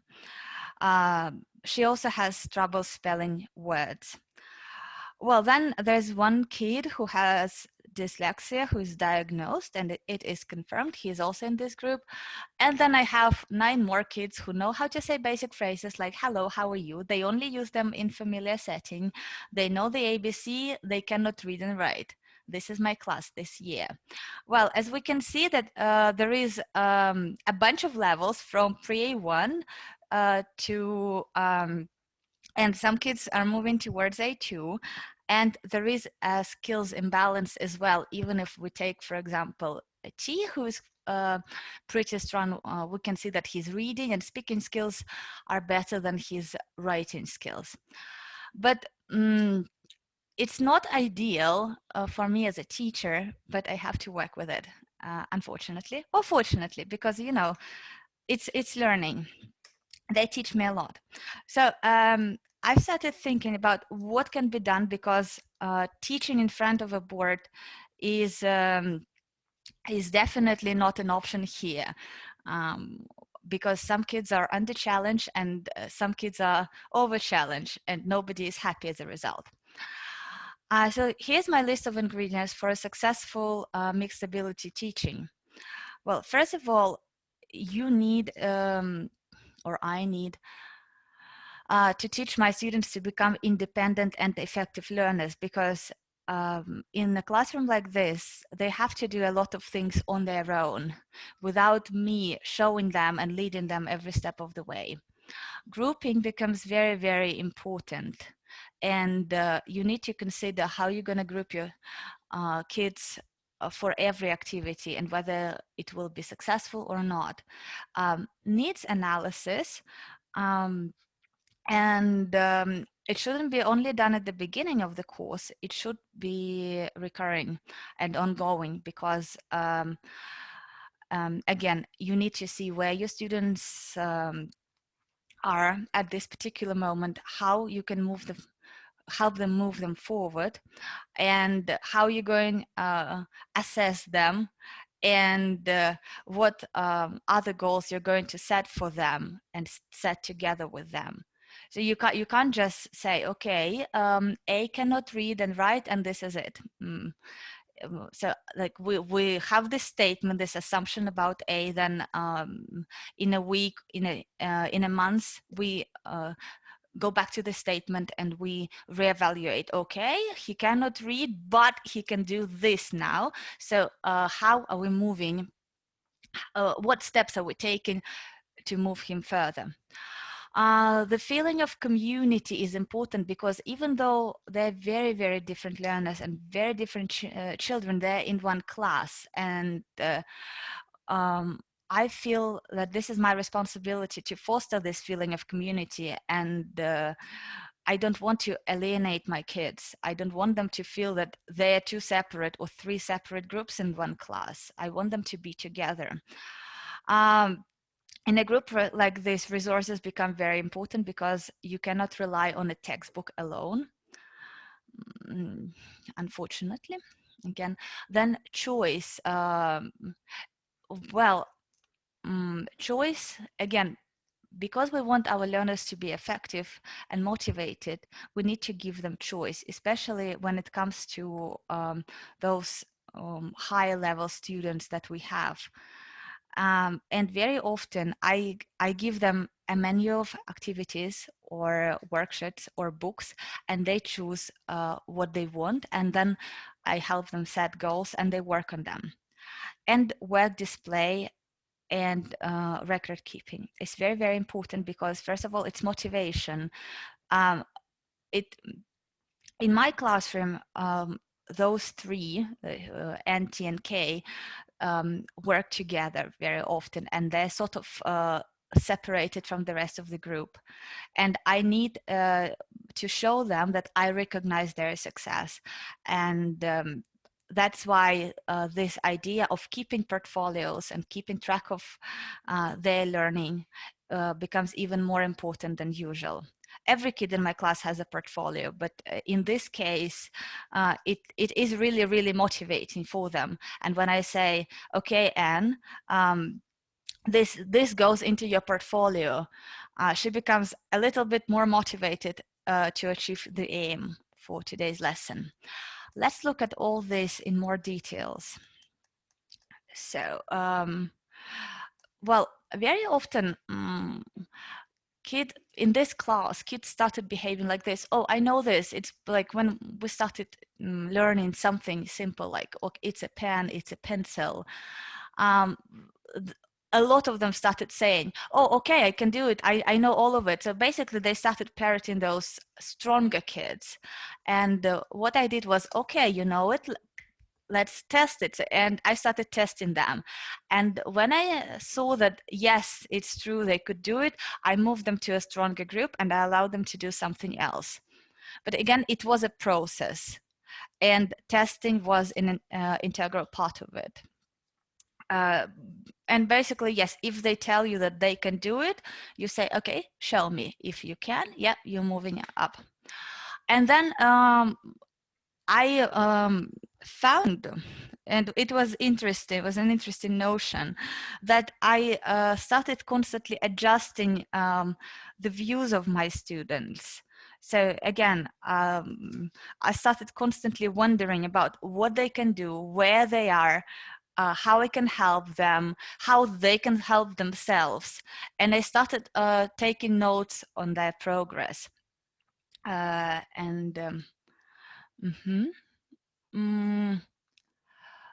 Okay, so Alona Grigay was asking, if you can't move them to the other group, what could we do? Well, why can't I? I mean, these are 3 subgroups within my classroom. So I'm not moving them to another room, like, you know, you're going to this room now because stronger kids are there. It's actually against recommendations of some psychologists now, because this approach is not inclusive enough. No, we have groups within our classroom, and we the boundaries between these groups are not set. So very often we move from one group to another throughout the lesson. Then record keeping in a group like this becomes very, very important. And what at first I tried keeping a notebook, but that didn't work for me because I have several classes like this, and constantly taking like 5 notebooks home and back to work is not very effective. So I set up Google Docs for each of the class, and I plan there. And I also take notes after each lesson. So in this Google Doc, I have a table, and it says date, aim, then stages, short description, materials that I need, and notes. And this proved to be a very effective method for me to keep my record. Then community. At first, I divided my students into groups from the very beginning, and that was it. We worked as 2 or 3 separate groups. But then I noticed that my kids were growing apart, and I've been working with them for 2 months now. So I decided that at the beginning of each lesson, I need to introduce something that will foster the feeling of the community, of our little community within the walls of my classroom. So we have now we have competitions. So for instance, we can have 2 teams with N and K in the lead, and they choose their team members, and they compete between each other, and then the stronger comes out first. They really enjoyed it, and because we mix and match students within those teams, again, the teams are not set, it creates this feeling of togetherness. Then I noticed that intriguing tasks that might target other learning skills as well might work in this situation, because because I introduced something simple like word wall, and they had to catch some to pop some balloons, and suddenly N and Case, who were very reluctant to join the group, asked for it. Like they asked this question: can we join in and play together? I'm like, yes, super. And obviously I allowed it, even though the activity was, this particular activity was too easy for them. Projects and group work also might work in this situation because they're multi-leveled and multi-tiered, and this allows every student to stretch themselves and to work on the set of skills that they need. And believe it or not, Class Dojo worked as well. I don't know if you know this platform, but it's a classroom management platform, yes, which gives you a set of tools. First of all, like noise meter and timer and random name picker, and then also you can assign an avatar to each student and award each student a certain number of points. And then it also automatically adds all the points together. So we have class competitions now as well. And this contributes to the feeling of community within the group. So like we're competing against all other classes. So now we are together. We need to work hard in order to beat all the rest. I don't mind that. It's okay. Then resources, obviously. Well, first of all, yeah, you have a textbook, but very often it doesn't work in a group like this. Okay, fine. I found authentic resources very useful. And I'll share my favorite publishing houses and my favorite websites where I find them. Then open and creative tasks, again, because they challenge my students. A menu of activities and resources is also a good choice, because very often I show them, like this stronger group, several activities, and I'm like, okay, which would you like to do and why? It's like, Katya, okay, bear in mind that we need to work on your spelling skills, so which do you want, this or this? And she selects an activity, and then she's more motivated to work on that. Then tiered activities, which can be represented by this, like bronze, silver, or gold level, or like a cake. I'll show you what I mean a bit later. So I wanted to share an anecdote from my classroom to show you how this open and creative task work. So Lisa from my first air class drew a picture for me, a beautiful but an odd dog, which was black and purple with longish ears and very weird limbs. But okay, it was a present. I said thank you, and I showed it to my first A class. And now, guess what? What's this? And they started asking me questions. Oh, what kind of dog was it? Who drew it? So they started wondering. I encouraged it. I'm like, okay, let's talk about the dog. So I helped them translate. I put their questions on the board. And then I divided them into groups and asked them to write a story together. So stronger students work with weaker students together, and weaker students started complaining right away that they didn't have enough language, they couldn't write, they couldn't read. I'm like, that's why you have N and K, they will help you. I set the timer because otherwise we would have spent the whole lesson working on it. It beeped, they weren't ready, I set it again. This is a little trick which I use. It beeped. I'm like, okay, 1 more minute. Set it again. It beeped. Okay, that was it. And then we had 2 stories. They were 2 very different stories. One story had 10 sentences, some linking devices like so and because, or the spelling was good and everything. And one story was a weaker story, like it only had 4 sentences, no linking devices, the spelling was bad. Because, well, this is where my students are. But they learned a lot and they learned from each other. And by doing that, I was able to relinquish my control. I was able to step away from the board and to become a facilitator. So I was able to move from one group to another. I was able to monitor for their mistakes and errors, point them out, write something on the board for them. So a lot of learning took place in this situation. And now the stories and the picture of the dog are proudly displayed on my call board, and everybody who comes into my classroom can see that. And this is how it all like came together in one moment. These are the resources and activity and websites that I use when I prepare for classes like this. So Twinkle and education.com and Teacher Vision, they're websites which offer a wide variety of different handout resources. They're not free, unfortunately, but I highly recommend them. And then there are 2 publishing houses, Evan Moore and Scholastic, which I also use. And again, I'm lucky to have a bilingual kid at home, so I can basically just borrow his activities. I don't buy that much, but yes, these prove invaluable.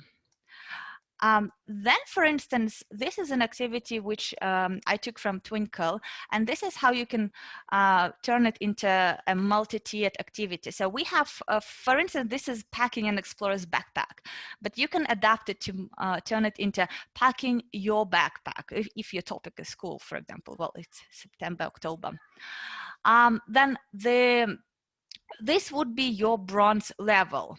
So you have all the ideas here, the instructions, the example sentence, you just have to copy.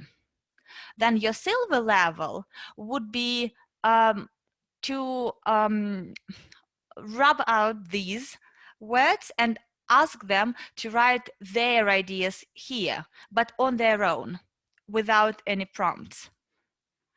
And the bronze level would be to get rid of everything altogether and ask them write full sentences. Well, the gold level, yep. And again, the way you assess and evaluate this activity is up to you. You can award, like, for example, 3 points for gold, 2 points for silver, or you can award 1 point. You can award 0 points at all. Like it depends on you and the agreement between you and your students. But even a simple activity like that can be stretched to allow every student to work to their full potential. Then another thing that I like using with this group is something like this. This Teacher Vision website has a section which is called Daily Warm-Ups Reading. And there are little texts about different things. Again, they can help you foster your students' natural curiosity. And they're both fiction and non-fiction texts. They're very simple. They're aimed at American students, grade 1, grade 2, grade 3. They have story questions, so you can check their comprehension. And you can also adapt it. For example, you can ask your students to write down a couple of sentences why they like the story, or you can ask them to connect the story to real life, and for instance, like, what do they know about cats, or ask them to write or talk about their pet. And again, it's something very easy and it doesn't require much time. Then here's some writing activities which I found on education.com. They have whole writing packages, again, aimed at different levels and different ages. This is grade 1. And for example, here you can correct the capitals. And while the rest of your groups are writing something like, this is a pen, this is a pencil, and I've got a red pen, your stronger students that can do that can work on capitalization and punctuation, which is something that they will need it. Then there are sections on sight words again, and these are 2 different worksheets that target this skill. For example, this is easy. You just trace and then you copy the word here. And this is more difficult because you have 4 sight words and you need to make your own sentences. And then library. Well, this year I decided to make a library for my students. So I went to Book Hunter and I bought some books. And I put them on the shelf. I put the notebook next to the book and next to all the books. And I said, if you want to borrow the book, you just need to write the title of the book in the notebook and your name next to it. And that's it. You can borrow and read it. And it worked like a charm. So a lot of my students started borrowing books from me. And this particular group, which was reluctant to work at first, I'm like, oh, it's so boring. We already know everything. Saw the books and their eyes lit up and they're like, oh, we can read. I'm like, yes, you can read. So they flipped through the book, they picked some books and they started reading. I wanted to stretch them because, well, reading is not enough. Maybe they're just looking at pictures. I don't know. So I asked them to write to complete my reading reflection page. So it's something simple like this, like book title, book author, number of pages, whatever. And something interesting happened. I realized that my students, my stronger students, my A2 students who can talk about earthquakes and Turkey, whatever, don't know where to find the book author. And they don't know how to count the number of pages. I'm like, okay, assessment, great. So we worked on these skills because they will need them later. And on Twinkle, you can find posters like this, like, is it fiction? Is it nonfiction? Is it factual? And again, you can ask students reflect on these ideas as well and write it down. And again, because I already have the books there in the classroom, I don't really need to prepare. I don't need to find them, and I can give my students a choice because, well, at the moment I have about 40 of different books of different levels, graded readers. They can choose. That's all I need. And then record keeping. I've already mentioned portfolios, and at our school, we are keeping portfolios for every student, like language learning portfolio. But with this particular group, I found it even more important because it motivates them. And because they're all working on different set of skills and different tasks, I need to have some proof that they're actually learning in my classroom, and then I can show the progression of and their growth. And note keeping, well, it's true that it's different for every teacher, and some people use notebooks, some people use voice memos.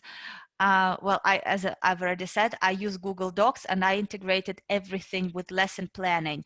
And this way I can not only comment on each particular student or on each particular lesson, I can also comment on each particular stage, which I found very, very useful. So these are the strategies that I've been using with this particular group, and they help me survival. Needs analysis, record keeping, fostering and working on learners' autonomy, aim setting, because every time I give a different worksheet or I ask my students to do something, I ask them, why are we doing that and what do we want to achieve by doing that? Then different patterns of interaction, individual work, group work, pairs, and asking your students to rely on each other and help each other, again, is precious.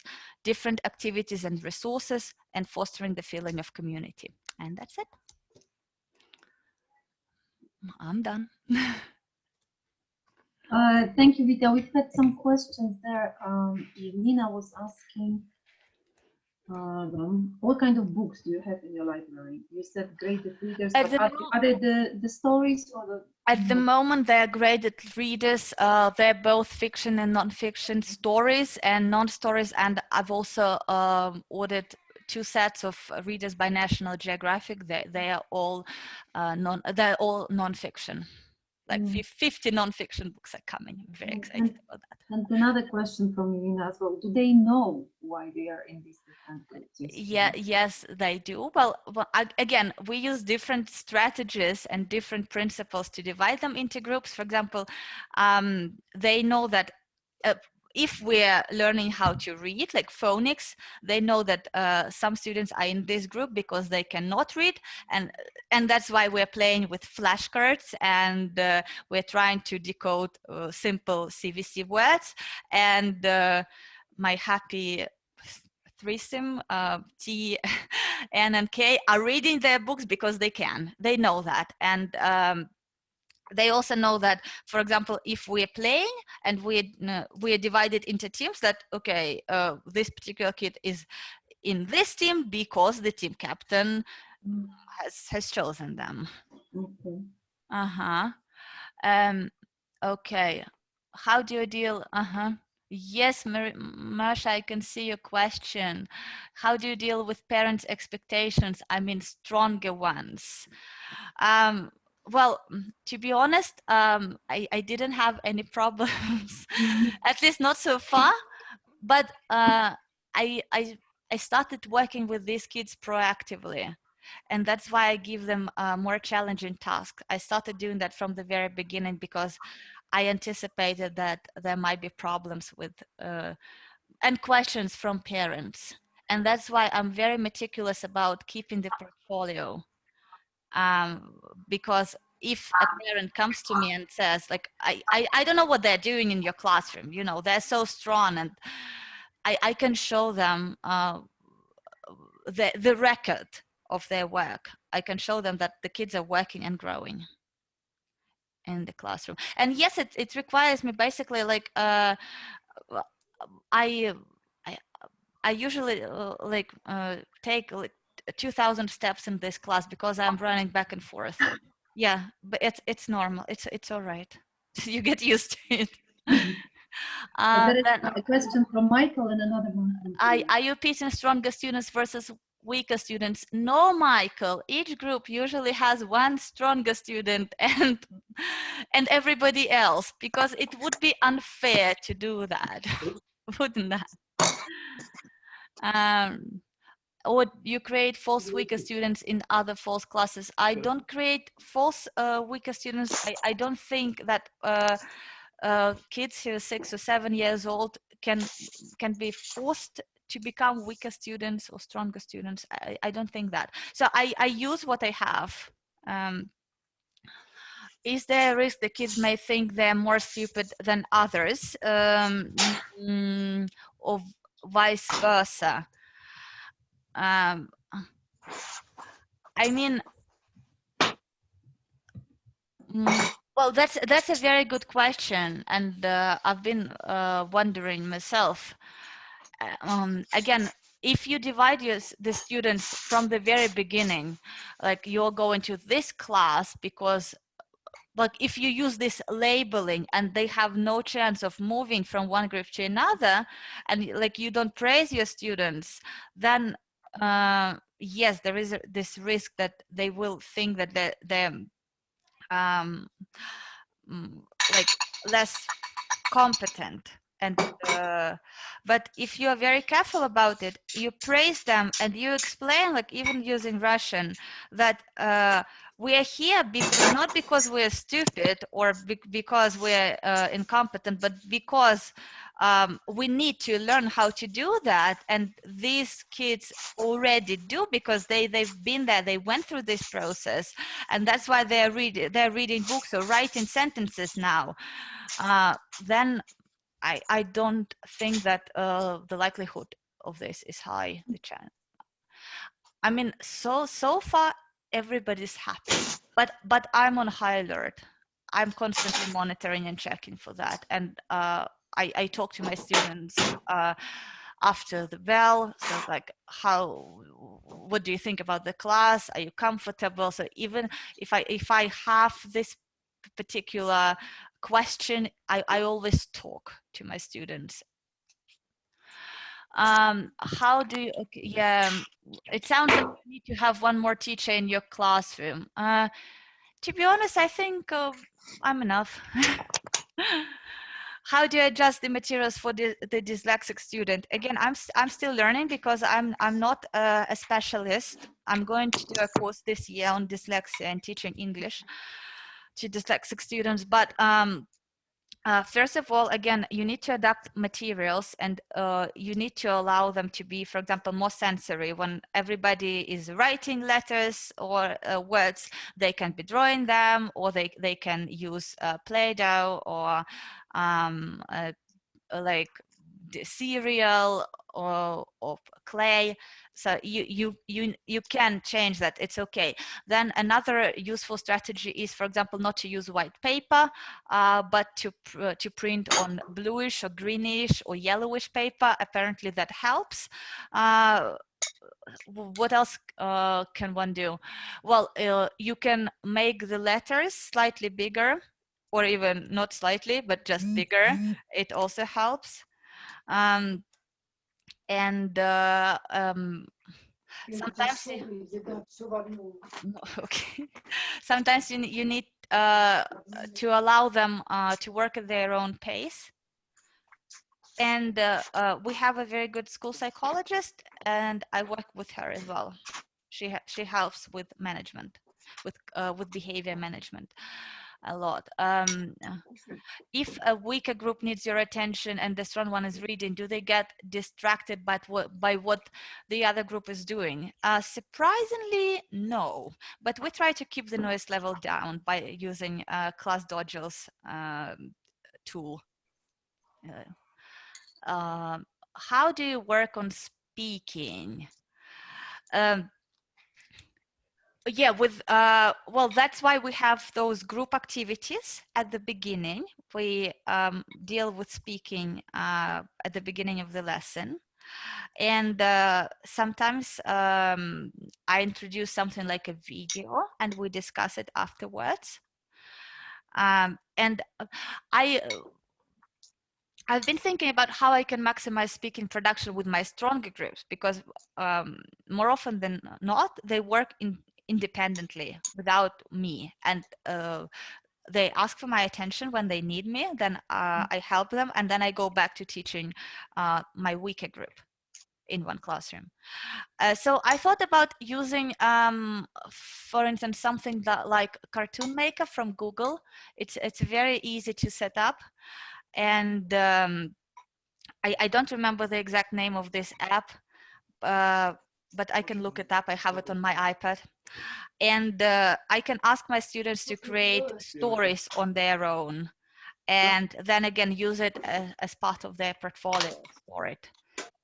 This is something I will try soon. Yeah, Masha, yes, you're right in that our kids are used to mixed abilities, all our groups, yeah, ages, levels. Yes, Maria, actually, I was surprised at how well they adjusted. So thank you. And what's a Class Dojo? A Class Dojo is a free website for teachers, which offers a classroom management system. Check it out. It's really cool.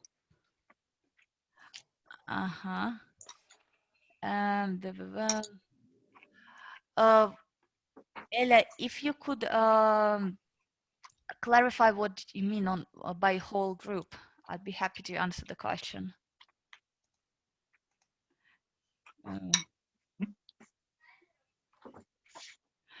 So basically, if speaking whole group, we do speak, well, they're first graders. So the rest of the class, like I have 12 kids in this class. 3 of them are very good. 9 of them are beginners. So with beginners, we work together. And I have to guide them more, let's say, and we work on their speaking skills by, okay, what's this? It's a pen. What color is it? It's blue. Okay, let's say together it's a blue pen. Let's drill it. With my higher level group, well, they're more advanced, they work independently, and I give them a worksheet, a more challenging worksheet, and if they don't know the word, they go to Nicole, who is very good at English, and very often she helps them. If Nicole doesn't know it, and it's a routine now, like if you don't anything, go to Nicole, ask her. If Nicole doesn't know it, then they raise their hand and they say, Mrs. K, can you help us? I'm like, okay, 1 second, I'll give this group a task and I'll go to you. And this is what I would do. This is our routine now. Maybe it's not ideal, yes, but they are learning surprisingly without me, you know, towering over them. And I'm learning with them.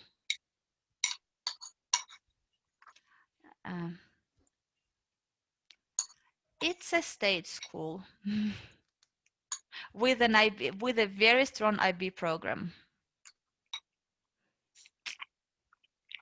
Russia, yes, Russian. So basically, you end up with 2-3 different lesson plans that have to match.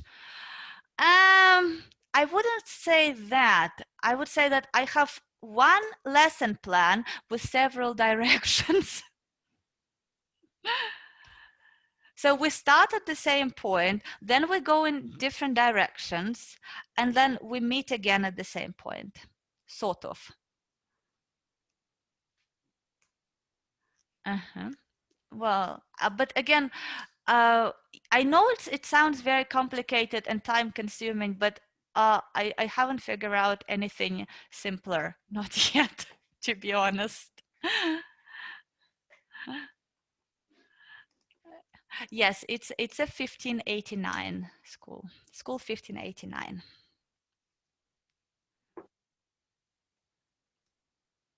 We are working very hard to make our kids successful, and yep. So Moscow, yes, Elia, Moscow.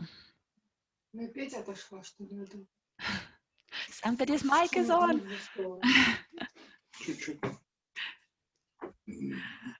Pete, you're an organizer. Can you please mute Edward Evans? I think that's him. Thank you. That's I don't. He's muted. Yes. He's muted. Okay. Yes. Well, thank you for listening to my rambling. And it was more like a reflection, because it's very new for me as well. But we have to deal with, I think all groups are, as you said in the beginning, all groups are mixed ability in one way or another, and then you have a lot on your plate right now. But what you said about it being time consuming, I think it's time well invested, right? Because this is a new group for you as well. So you need to, they need to get used to you, and you need to get used to them before you can start saving time on planning. Yep. Yes, thank you very much. Yes, for sharing all this. Yeah, thank you very much. Okay, there are some more comments. Yes. Okay, see, fantastic, lovely. And we go over to Svetlana. Hello. Hello. Hello. Svetlana is going to tell us about drilling, something that we brought up at least once already. So over to you, Svetlana, please. Yeah. So I can share my screen. Hello, everyone. I'm glad to see. I know that people are tired here. I'm trying. I'll try to be as short as it is possible, because this is something trivial that I'm going to talk about. Nothing special. So let's have a look. This is my presentation, not from the very beginning. Just a second.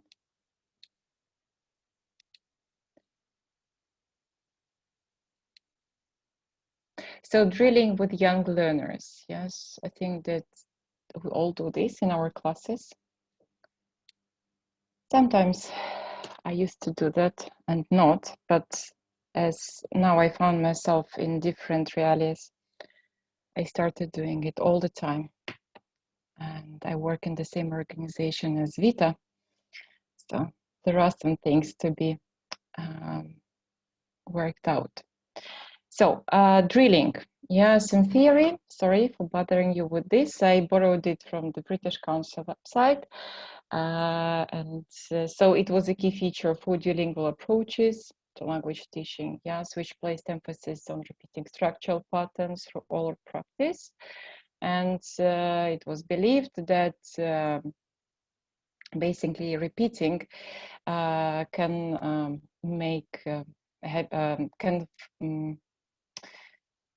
repeating can lead to mastery of language, yes, according to behaviorist view. Then, why we use it? Why I use it in my classes, basically. For me, and in my class, it's good practice of saying and learning the language. It contributes to developing listening sub-skills. And in the course book that we use in our school, we have authentic texts from the pronunciation perspective. So the way things are sent, they are authentic. So it's difficult for kids to understand what is on the recording. What else? It helps to get students' tongue around the language, like difficult sounds and intonation patterns. One more important thing is it helps memorize language patterns and chunks, and it develops automaticity. Here, I just wanted to add, and which is not in my presentation, that most of my kids, they don't learn vocabulary at home. So basically, they come blank into my class sometimes. Even if I give them some practice exercises to do at home, they forget. Some of my classes, they have English only 3 times a week, and they have loads of other things to do, like mathematics and Russian language. So basically, I make them learn this language in the class. So that's why I use a lot of drilling for them, at least to keep it in the short and maybe then longer, long-term memory. It's fun. I try to make it fun. And the next one is when I do it, and basically when it should be done. During the vocabulary presentation, of course, target language, or it can be pre-teaching for listening or even for reading, because after reading, usually we have some kind of discussions, yes, to discuss, to reflect on what we've read. Before listening, as I already said, it's, for me, in my case, I use bottom-up approach. So I make sure that they understand things that they're going to face in the listening, in the audio. Before speaking, dialects, in my case, yes, because they struggle with saying longer utterances and asking questions each other when it comes to practicing dialects. Error correction. So they have this kind of free practice in the class. After certain stages, they do make mistakes, and it's like in the end, yes, when you have error correction. Again, we drill usually chunks or sentences when we do error correction. Things to keep in mind, make sure that students understand the meaning of what they drill, and make sure they understand the meaning of words in a sentence or a chunk. In my case, I was pretty sure that it was clear for my students that my favorite number is 7, that they got the meaning, they could understand it. And later I found out that they understood that it's like, I like number 7, but not my favorite. And here I realized that basically I didn't explain what is favorite. And they were drilling something that they didn't understand. So this time, before like doing the drilling, I make sure that, okay, there is a proper presentation of the language, which is in the chunk, and I don't know, explanation. Of course, I check if they understand what they say, and then after that, we drill. Okay. The same story happened with the street cleaner is cleaning the pavement, and the street cleaner is cleaning the street. We had that pavement as a vocabulary presentation part. Maybe they forgot and I didn't revise it. And again, I understood they thought that pavement is the street. So again, I try not to make these mistakes, and I make sure that they know what they drill, they understand. And another thing is don't drill the air. I mean, like there must be something, there must be visual support, it can be a sentence on the board. Of course, like you drill and then you show them the written pattern. So it should be somewhere in the book, on the board, so something that they may read as well, because at the same time we may develop by doing this the reading skills, literacy skills, sorry.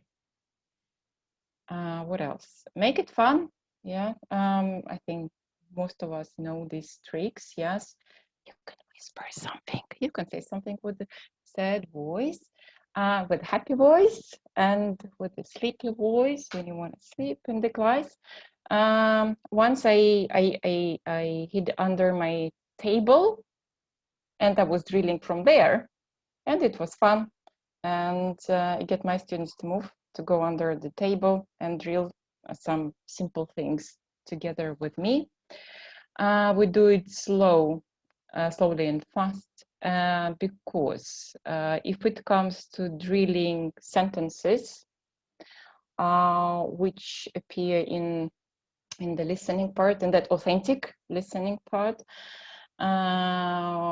it's not just I want them to get these features of connected speech subconsciously, at least, yes, to understand how it works.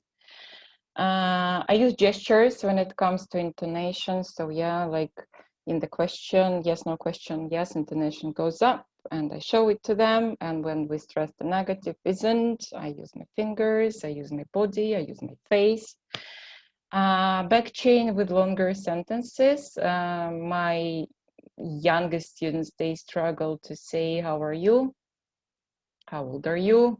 What's your name? So I used back chain drilling with them. I started from the end. And choral and individual drilling, yes. So the first person to start the drilling is me as a teacher. Then I do it 3 times, and students repeat after me 2 times. For example, a pen. Or I use articles because again, there is no time for me to explain what are articles. So I want them to use them with articles in the sentence, because after vocabulary, I use chunks, and then I go to the sentences and I drill together with the whole vocabulary. And so, for example, a pen, and then they see the word. And then they say 2 times pen, and then I use funny voices like pen, yeah. And then I ask some of the students to drill it individually. I already know which students have to be asked in my class. What else? My context. I started talking about it. So I have 2 grades. They struggle to say something more complex than a pen or a pencil. So I found out that they can't say how are you, what's your name, how old are you, and of course not my favorite color is, my favorite number is. So I started drilling in chunks and in sentences. Of course, with again, like I make sure that they understand what they say. And it usually comes in the dialogue, and it appears on my board. My 3rd and my 4th grades, they use single words or short phrases, I don't know, to describe the pictures, to answer the questions, to work on the movers task or starter tasks. And another thing that we use ESL book and authentic texts in terms of pronunciation. So when it comes to listening, they struggle, they understand nothing. So I have to practice connected speech with them, features of connected speech through drilling, because they are not able just like to understand what's this. What else? So what I use to present the vocabulary, I often use Quizlet. I copied it from my, sorry. How can I go back? Yes, I copied things from my Quizlet. For example, we had things I do at school with my 2nd grade as a part of my class routine. Yes, of course, we start with hello circle, with revision. We do some phonics because we're learning. We're still learning the alphabet, basically, yes. And for example, do maths. So I drill the whole thing. Yes, do maths, read, and then they have at school. So I start like do maths, do maths, do maths, and they repeat after me. And then I say, I do maths at school. And again, I drill it 2 times, like I do maths at school, I do maths at school, I do maths at school. And then they repeat after me. And we do it in a whisper, we do it with a happy voice, we do it with a sad voice, and some other things. And I do the same drilling, kind of substitution drilling with all the language. You can see it, yes, I read at school, I use computers at school, I write at school, I do maths at school, and something else. I sing and I draw at school. And it's not the end of the drilling work. Yes, of course, like we open up the book, we pay attention to what we have in the book. Yes, visual support and the words for them, not just to drill the air. And here they've got this listening part. Here they've got short texts about different students, talking about what things they do at school. And here, when it comes to listening and applying those drilled structures with me in the listening itself. So basically what they do is they listen and they read. And then I ask them, some of them, I pick some of the students and ask them to read this for me. And then it comes to the production part again. And before we move on to the production part, it's not one lesson. I just wanted to say it takes me like 2-3 lessons, and we keep on revising and drilling. We drill, what's your name? How old are you? What do you do at school? We drill questions as well, because I want to make this production meaningful for them. Yeah, so that they can understand where they can use these things in their life. So we drill the questions, and what I found out when it comes to already like in the end of the whole set of drillings and inputs and other things, they automatically produce answers to the questions. Some of the students, not all of them, of course, because I also have very mixed ability class. And yeah, and we drill, what's your name, and automatically they say, oh, I'm Masha, I'm Sasha, I'm Petya, like how old are you? They already automatically produce things and answer these questions. And what do you do at school? The same. Yes, they try to produce what they've learned in my class, I think, for drilling, not only through writing exercises. And another thing here, I wanted to just, we don't have much time, but there is a listening for this picture, and according to the author, according to the syllabus of this book, present continuous is hidden here. Lots of vocabulary connected with professions is hidden here as well. And what I found out when I showed the picture to my students, just to trigger the attention or to trigger the curiosity, I found out that they can't say anything really about this picture, apart from it's for the 3rd grade, not for the 2nd. So these are like starters, after starter students, yeah. And they can't really produce a lot, and they produce just single words like a boy or a girl, a car, or a red car, which is a success already in this class.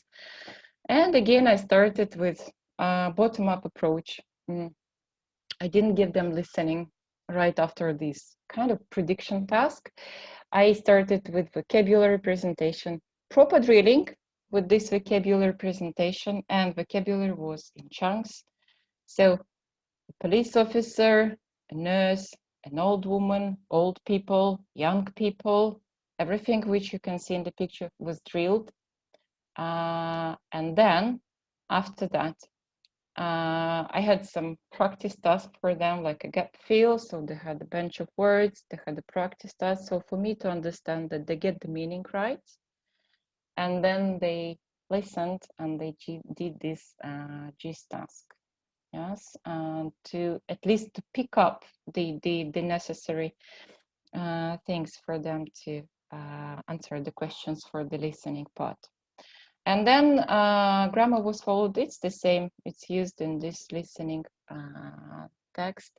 And we were supposed to practice present continuous, negative forms, and questions as well. This was the end of my end product of my lesson. And again, I realized here that, okay, they, to some extent, they produce this present continuous. They may be aware of this, but there is no accuracy at all.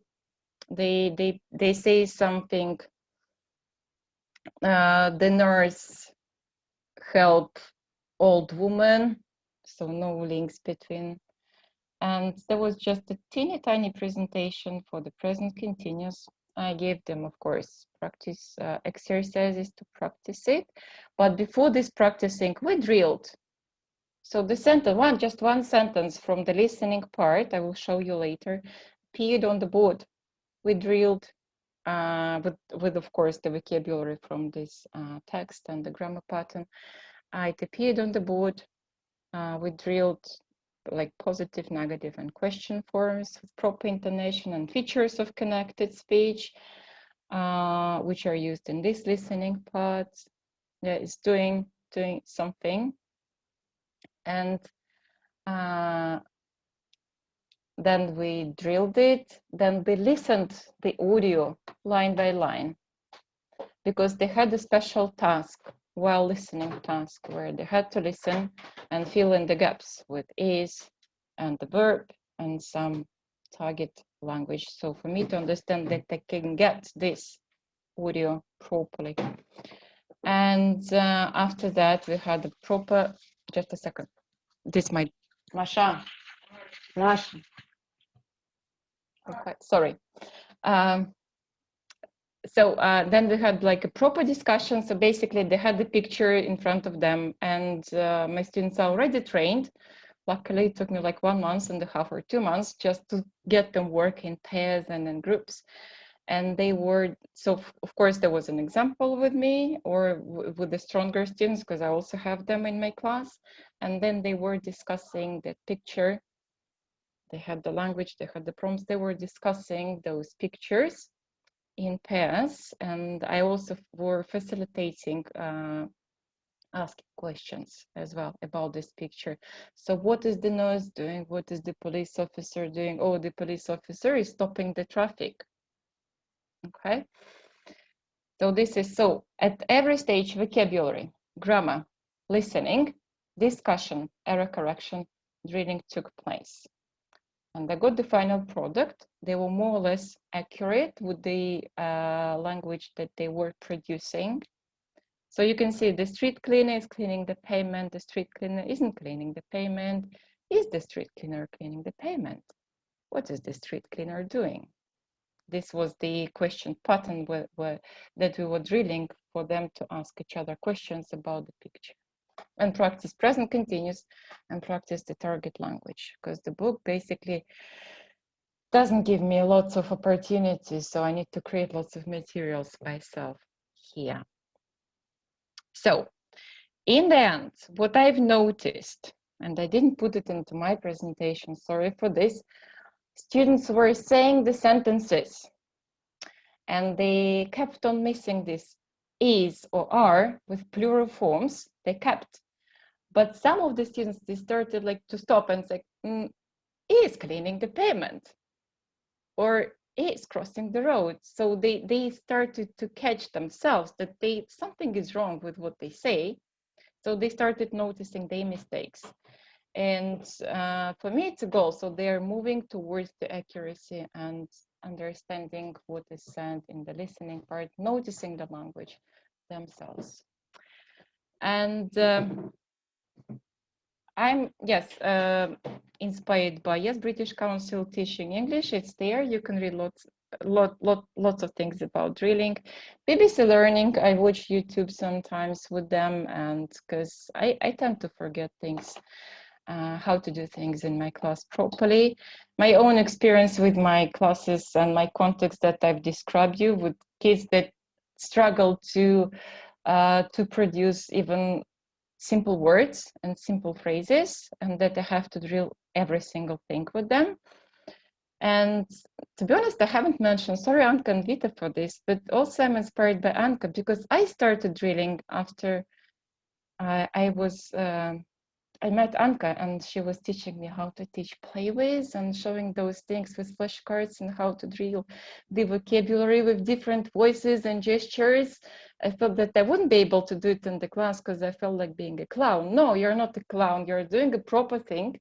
Please drill whenever it is necessary, or as if you feel that it should be done there. Now I'm open to the questions. Yes. Questions? Are there any questions, please?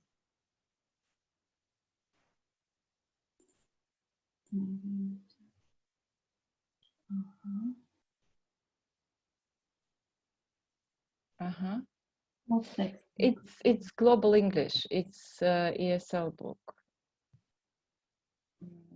I mean, I'm not going to criticize this book. No. But it's different. It's not criticizing. I've never worked with something like that before. But and the context of the students, like they're normal students, yeah. So they're kind of weak students, I can say, some of them. And the book is really like strong, and the texts are authentic. It's sometimes it's even hard for me to understand what they say there, so I have to listen and read the script and drill it with the students.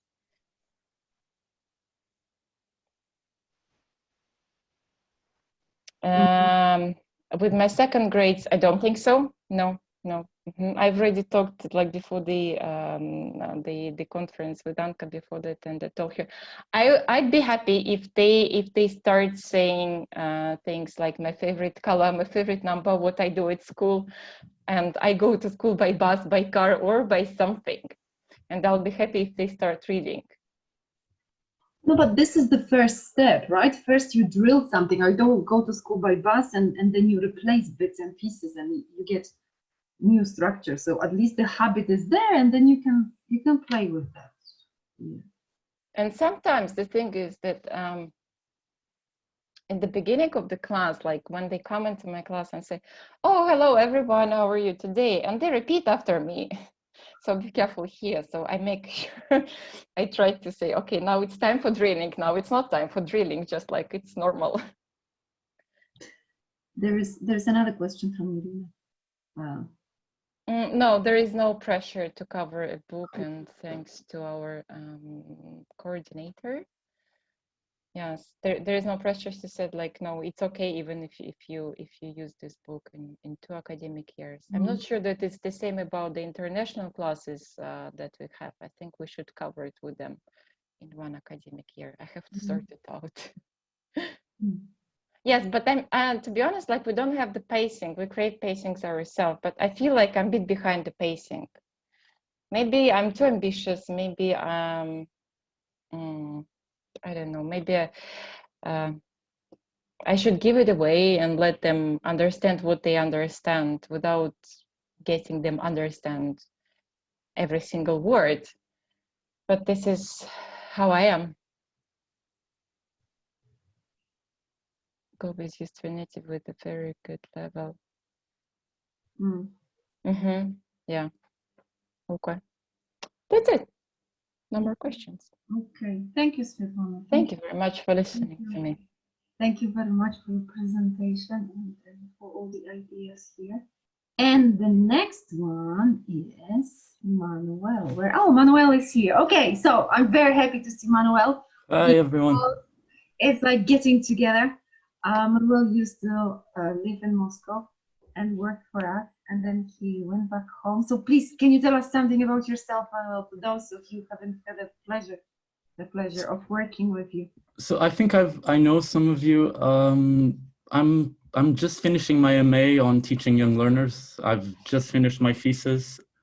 I work at a language school here in Portugal, and I'm really happy to be here today.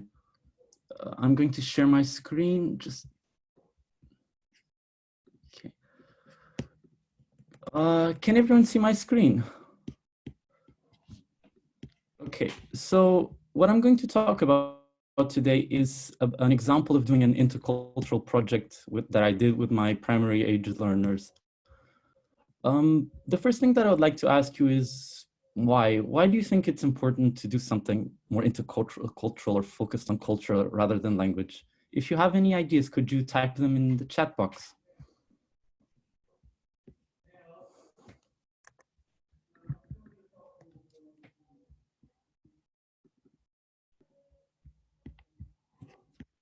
So just to explain this a little bit more, I have a story that I got from a book here. It's about Chan and Alina. Chan and Alina are meeting for the first time at their language school, and Chan extends his hand to shake Alina's and says, "Hi, it's really nice to meet you, I'm Chan." Now, Alina smiles politely and says, "I'm Alina, and it's really nice to meet you," but she does not extend her hand to shake his. Now, Shan is sitting there with his arm extended, and finally he retracts it, and he has an irritated look on his face. Alina is worried if she offended him somehow, and Shan is feeling a bit embarrassed, and now decided that he does not like Alina. So in this situation here, what happened wasn't really a language breakdown, it was more of a cultural breakdown, but it affected communication. So one of the things that I learned about in my MA is that culture can also affect communication and the way that we talk to one another. And I think this is a very clear example as to why. The project that I did with my learners was I wanted to find out if them learning more about an indigenous North American tribe could help them to become more aware of the environment and also to develop their language in the process. This picture here is Autumn Peltier. She is an activist. She travels all over America and has a few talks on water. Her tribe has a very strong connection to water, and it was basically her and her talks that inspired this project. I had 3 things that I wanted to do with this project. It was first to develop the intercultural awareness of my learners. I wanted them to become more aware of global environmental issues. And I wanted us all to practice and learn more about language within these contexts, within the environmental context and within the North American tribe context. The tribe that I focused on was the Ojibwe. They're a tribe from the USA and Canada. They're one of the many North American indigenous tribes. And the global issue that we focused on was water pollution and water shortage. For this project, I actually worked with a group of A1 and A2 students who were put together. We combined the two for this project specifically. So they meet up once a week for 2 hours on Saturdays. These learners were aged 7 to 12, and they don't really know that much about other cultures. And it was something that I was noticing from my time with them. One of the reasons why I picked culture was because Portugal has a very strong connection to water. We, just in general, from everything, from our history to our culture. So I really felt it was something that the learners could connect to as well. So the project that we did was actually an exhibition, and it took 4 weeks to do this project. In each week we did a different part of it. In the first week we talked a little bit I introduced the topic to them a little bit. I introduced the tribe, the topic of water, and we also talked a little bit about dreams, and we made some dream catchers, which you can see in the picture below. In the second part, they actually did a research project where they had to create a poster about a certain part of the tribe. So either about their traditional food, traditional clothes, about certain materials that they use. And they had to design a poster, but also present it. In the third, we learned a little bit about totem poles and totem animals. And the learners got to find out what their spirit animal is. And in the last part, I read them this book called The Water Walker, and, which is basically about Ojibwe activist who travels all over North America to try and raise awareness of water. She was the same age as the learner, so I felt they could identify with her. And the book has a lot of cultural elements and is really and it's authentic. Each part of the project had a different outcome, so that we put in the exhibition. So the first, as I told you, was the dream catchers. Second was the posters, the totem poles, and finally some posters about how to save water. And we wrote an email to the book offer. I'm going to show you a few of the tasks that we did for each part and how they would develop the language of the learners. Before I even started the project, I introduced the tribe through Pocahontas because I knew they would at least be familiar with them. And I asked my learners to, in groups, just chart the way to, where would we have to go if I wanted to visit Pocahontas. So this group here at the bottom she was from Australia. So they drew the chart towards Australia. This group could not agree on where to go, so that's why you have 3 different lines here. And at the end, they were quite surprised to find out she is actually from North America. I was looking out for three things in this project: if they were curious and engaged with the culture, if they were actually able to do the project, then the posters, and I think the most important part, if they actually developed some sort of empathy towards the culture, if that by the end of the project they liked the culture in some way. And to assess this, I actually interviewed all of these groups and all of my students at the end, and I asked them questions.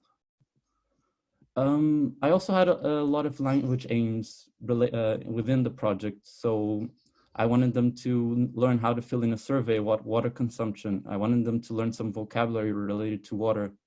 I also wanted them to learn more about clothes, food, and materials. They also got to practice some presentation skills, which they're quite young, but still it's quite an important skill to learn. They also learned more about designing a poster, some personality adjectives that were associated with the spirit animals. We writing an email, and also talking about dreams in general. So the first thing that we did was the dream catchers, and each student did one of these dream catchers, and in the center, they wrote what their dream is. Some students wanted to travel all over the world. Some students wanted to go to London. One student wanted a dog. And after we did the dream catchers, I introduced the book, the main character of the book, and I told her that her dream was to save the world and water. And they got very curious to find out more through that. This was the survey that we did. They worked in pairs and interviewed each other and asked how many times per day would they do each of these things. And then we calculated how many gallons of water in total do these activities each consume. And at the end, they got to find out how much water they consume in a week. In general, they were really surprised to find out how much water they actually used. I was surprised myself because I did this with them. So it really raised awareness as to how much water we actually consume in a week, which was something that I think none of us knew prior to doing this.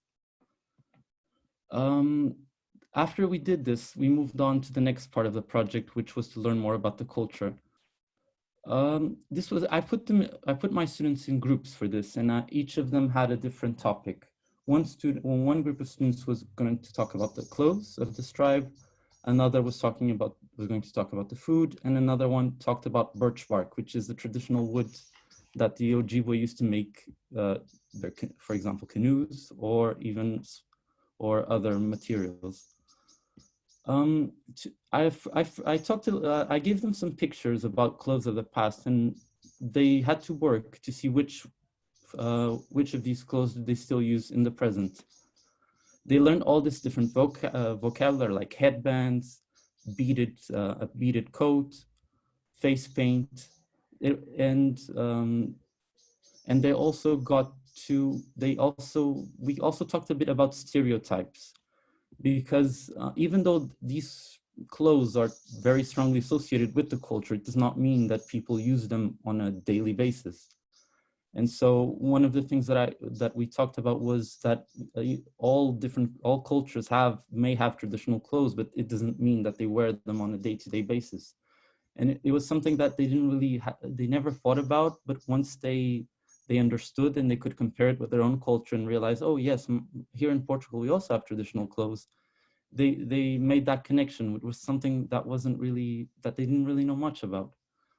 For the presentation, I just gave them some useful phrases that they could use for the presentation, and they practiced it in class in their small groups. I was monitoring, and they were actually using their phones to record themselves. They would listen to themselves again, and then if they were happy with it, they would stop. If not, they kept practicing, and it was a way to even focus a bit on their pronunciation and their presentation skills.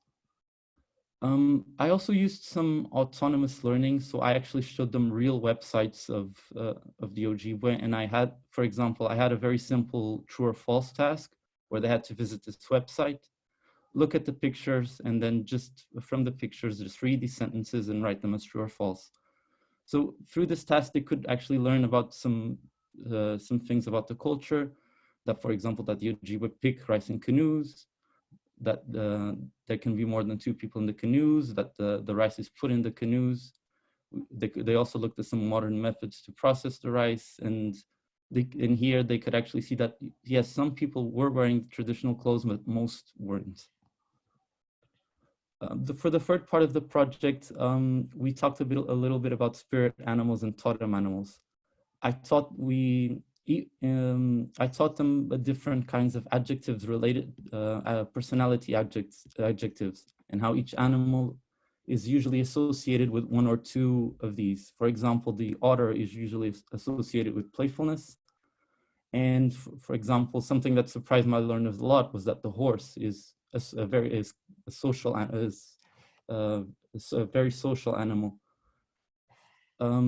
They then picked which of these adjectives they felt that they could relate to more, and from that they received their spirit animal, which I put in a little envelope and I gave it to them. Their homework on that day was to make a totem pole. I was actually really happy that most of them did it. So, and you can see in the picture some of the totem poles they did. And for the last part, I read the book to them. We did it in a little campfire. You can see it here. I made this with cardboard. We sat around in a fire and I read the story to them. This story finishes by asking what can we do to save water, and that led to us having a class discussion about water. I got the learners to, using their phones, brainstorm or to research some ideas how to save water.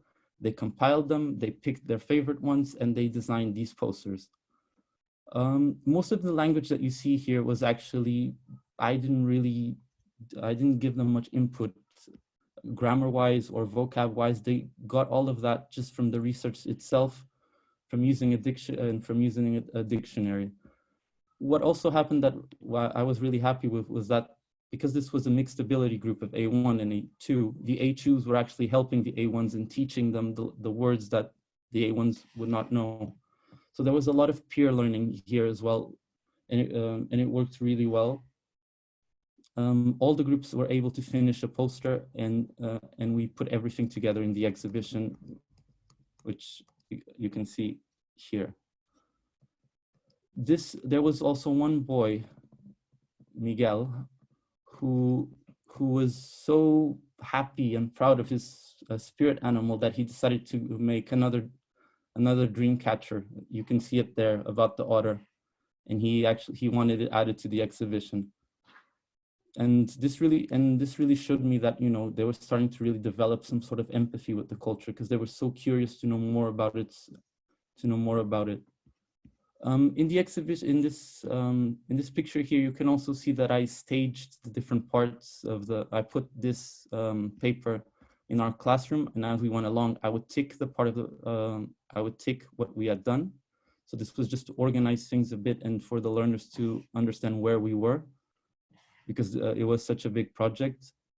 And we also included a paper where people from our school could write any other ideas on how to save water.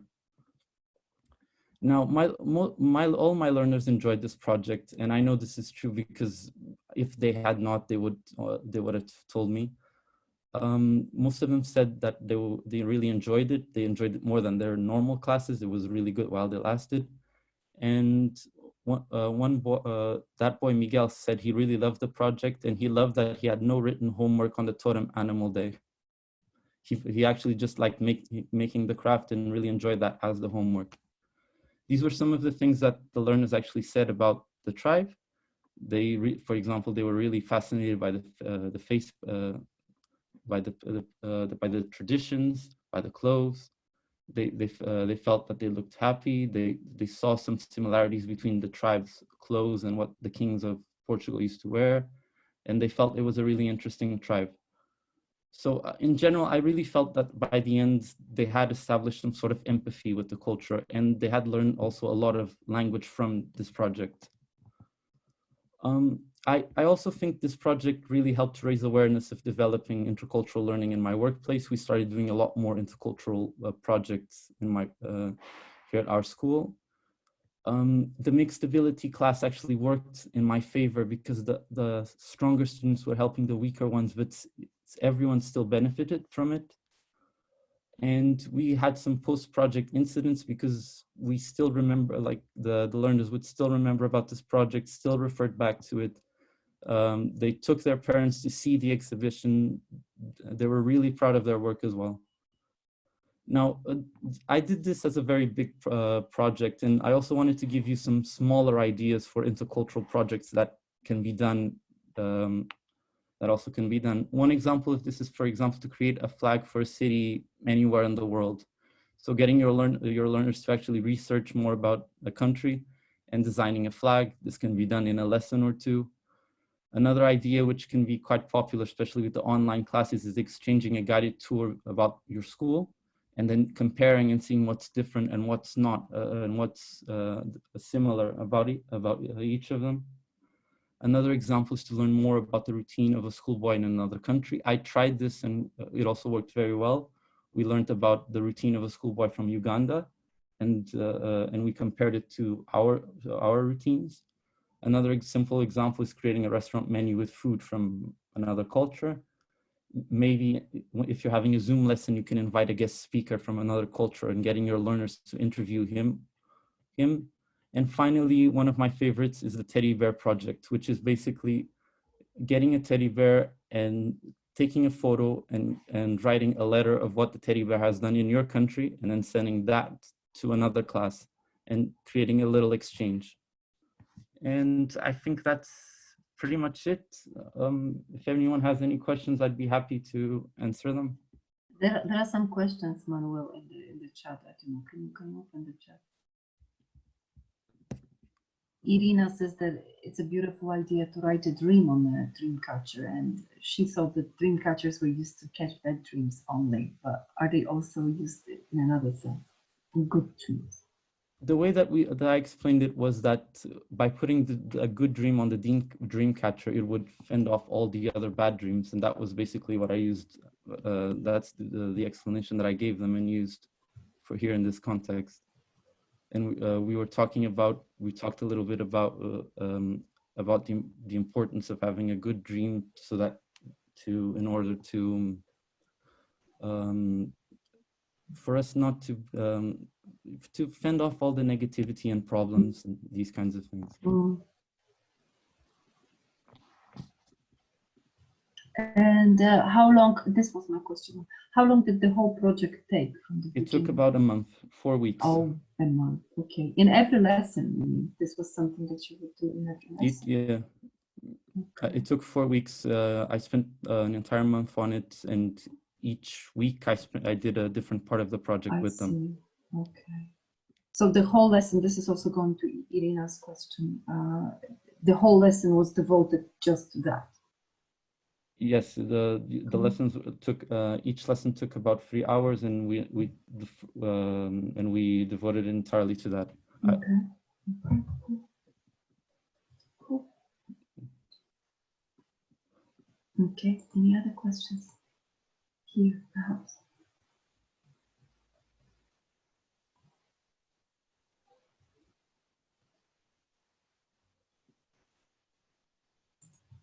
Okay. No more questions, but this was very interesting. Thank you very much for sharing these ideas with us, all the beautiful ideas, all the elements. Thank you, it was a pleasure. Thank you very much. Thank you.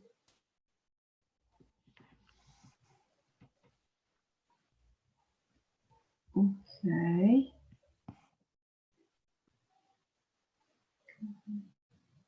Manuel, can you close your presentation? I don't know, maybe it's just me. I can still. Oh, okay. Thank you very much. Okay, lovely. We have survived. Thank you very much for still being here with us. I'm the next one, and I'll be closing. That's the last presentation of the day. If you're still here, thank you very much for being here. Let's go. Is there something else in the chat? Yes. Okay, let's go. There we go. Okay. All right. So, in this session today, I was wondering what to present today, and I was in two minds, or quite a few minds actually. And I thought that, well, oh, come on, I'm going to work. Yes, okay, I am kind of a VYR maniac, okay. I can do other things as well, but this is probably my favorite thing. So I was wondering whether I should, well, I don't know, challenge myself or push myself a little bit to talk about other things that I do.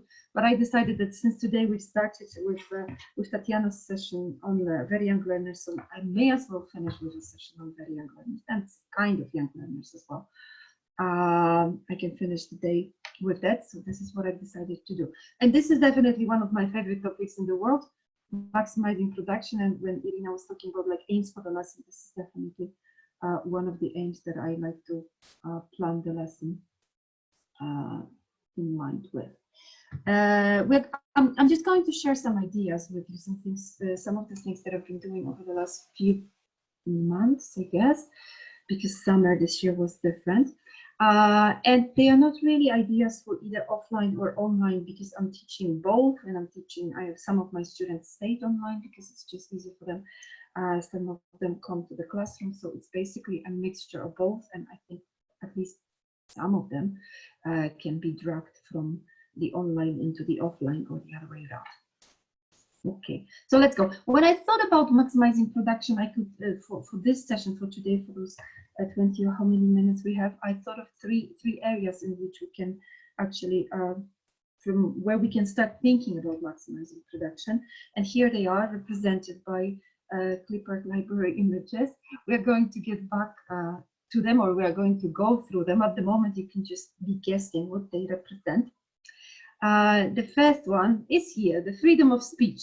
However, it is not the freedom of speech in the way we like to think of in the civil rights department, because this is more related to the degree of freedom, or rather scaffolding and support, or how much of this scaffolding and how much of this support our students are getting. And today, unlike in all the other sessions, I'm going to be encouraging you to remove the scaffolding and let the kids do a little bit more, and give them the opportunity to choose what they would like to talk about. Because this is not really about particular activities, although I'm going to show you what I'm doing. This is about our attitude, our approach, and just letting go and making sure that we not only focus on the present continuous or present perfect, no, present perfect is really, but okay, something, talking about food, for example, or things we like, taking it a little bit further. It's also an opportunity to revise language, of course, but it's also putting the student in the center. Because, for example, asking questions like, do you like it? It's a very good question. Of course, we can find out a lot about our students' preferences. But it is very likely that as an answer we are going to give yes or no, or we are going to give just this, or just some gesture like thumbs up to show that they like. So of course it's a better question to ask, what do you like? Because this way they are, at least they might talk about food, which is our topic of the lesson, but they might talk about pets, or I don't know, colors or numbers, whatever else they really like in their life. But the best question ever, or the best way to start talking to your students, is tell me about. And I think it's a good idea to start doing it even early. I don't only mean FCE students from whom we actually expect a lot of discourse, or CAT students or PET students or higher level students or adults, but this is something that is, if you prepare your students for young learners exams, you know that even starters kids who are pre-A level, they get one of those, tell me about. And then there is a picture, of course, to support it. But if there is a dog in this picture, they can talk about the color of the dog, or whether it's big or small, or whether it's sleeping or dancing or eating, or whatever else those dogs in the Cambridge materials are doing. But this ideally they would talk about all of this, of course. But they've got a chance to choose what interests them the most. So it's very important, I think, to start using this. Tell me about whatever it is that we are doing in class, even with the younger kids, to get them used to it. And for example, these are the activities that well, this activity, for example, tell me about.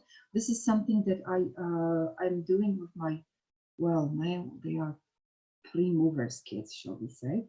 But we've been doing it even earlier. The beginning of the lesson is devoted to just, well, we could say chit chat. I mean, of course, it has to be somehow structured by the students because they don't have enough language to talk about the previous weekend or the things that they did at school in a lot of detail, but they can talk about something. So, for example, this activity we actually did online because 2 weeks ago I was teaching them online. So I just had a collection of pictures. And in this activity, in the beginning of the lesson, this was our warmer, I guess. I was asking someone, tell me about this pig, and they started to talk. And then they were choosing. Each student was choosing the animal for the student, for the next student. And you know, sometimes the two of them, or two girls, I think, chose dolphins for their friends because they like dolphins. But it was amazing to see that they looked at those dolphins from another perspective. Someone was talking about the body of the dolphin, and the other girl was more interested in what they can do and that she likes them because they are beautiful or something like this. So something like this. And I've started to include those activities in the beginning of the lesson just to give us an opportunity to talk a little bit. Of course, I have to prepare those activities, so it's up to me what we are going to talk about. But there is a little bit of freedom, and there is an opportunity to choose which aspects they can refer to. In our offline classes, when kids are coming, my kids still, even those pre-movers, they still line up in front of the classroom, and when they come, we say hello, and we have this little conversation. So with them, for example, sometimes I'm using posters that are just like lying around. Sometimes, and very often, I'm using one of my favorite resources, Starter's picture worklist. I have this actually printed, God bless. So this is really cool because the picture is detailed and it's got all the things that they should be able to talk about, but they can choose which aspects they would like to talk about. Sometimes it depends on the activity. You can use it, of course, in many different ways. So this teacher's approach is one thing. The other aspect is, of course, the activities and material that we prepare for our students, because we know exactly what we want from them. But I started thinking about it, I don't even know when, but of course we are students, we are teachers, and our students come to class. So it's kind of assumed that yes, we give them things to do and they do it. That's the rule, which is great. But I think it's a good question to ask yourself whether they would actually do it if there was no pressure. Of course, we are not going to give up on all the exam preparation tasks or on all the grammar tasks for all their students, but I think it might give us an interesting insight into what we are preparing for the lesson. Like if I had not been the teacher, or if this lesson had been in the park and it had been free of charge, and they would just come and do it and go, or just go because they wouldn't like to do this activity, would they still like to be involved in it? Is there something in it that as children, or very young children, they would be interested in participating or not? Or is it something just that we do because I want to as an adult? So of course it's a question of engaging the students, and sometimes it's a question of little tricks that I think we have a lot of to make sure that the students are involved. So for example, I wanted to show you this activity. This is just as you can see, this is just a card, an illustration of different animals that can be used in many different ways. But the way we did it with my students, this was a 6-year-old, we were categorizing this, we were putting those animals in pairs, depending on what we wanted, really. There was no clear agenda. And of course, the easiest way would be just to categorize them by color. And you can see that there are some pairs, the koala and the elephant, they are both gray. Okay, so this is gray and this is gray. And zebra and panda, not penguin somehow. Zebra and panda are together because they are black and white. But then slowly we started to venture out into other areas. So for example, you can see the bear, the deer, and the fox are together because they live in the forest. And the tiger and the lion have 4 legs. So some of these ideas came from me, but the student was encouraged by that, and she started to come up with her own ideas. Peacock, who is peacock here? For some reason, the peacock is, oh, I think gorilla. Gorilla and peacock, because maybe they are birds or they are beautiful or funny, I don't remember anymore. But the thing is that this activity I used with pre-primary student, but I also started to use it something with my primary learners. In their case, it's a card with a set of words that we are working on, and they have to be looking for some pairs. So for example, with my Superminds 3 kids, we started the unit on the ocean, really, the life aquatic. So there is some animals, but also some objects. And we were doing this as our warmer activity in the lesson. Again, putting them together and saying why. In a way, it's kind of preparing them for the movers task, when you have to, well, in movers you have to odd one out. So this is a little bit inside out, this activity. But the same idea, right? We're looking for similarities, for differences, and what they are saying is actually it depends on them, the pairs as they see them. Also, one of my students on Thursday, she just gave me a list of all. Okay, they are together: octopus, seahorse, starfish, fish, shark, and whale, because they live in the sea. Which is okay. It's not a pair, but okay. So this is one of the activities. The other one was the role play that I did also with this group of pre-primary, and you can see that this is just a city plan, and this is what we were doing a few weeks ago. But to work with this lesson plan, I turned it into some kind of a guessing game and a role play. So they were supposed to, everybody got 3 stickers, and they had to put those stickers on their plan and keep it secret, of course, and their friend would be guessing: are you in the bank? No, I'm not. Are you at the post office? No, I'm not, etc., etc. However, after a few rounds, they had the permission to ask for help. Can you help me? And then the other student who was hidden somewhere in the city, he would have to make sentences like this: I can see something in this place, I can hear something, and I can smell something.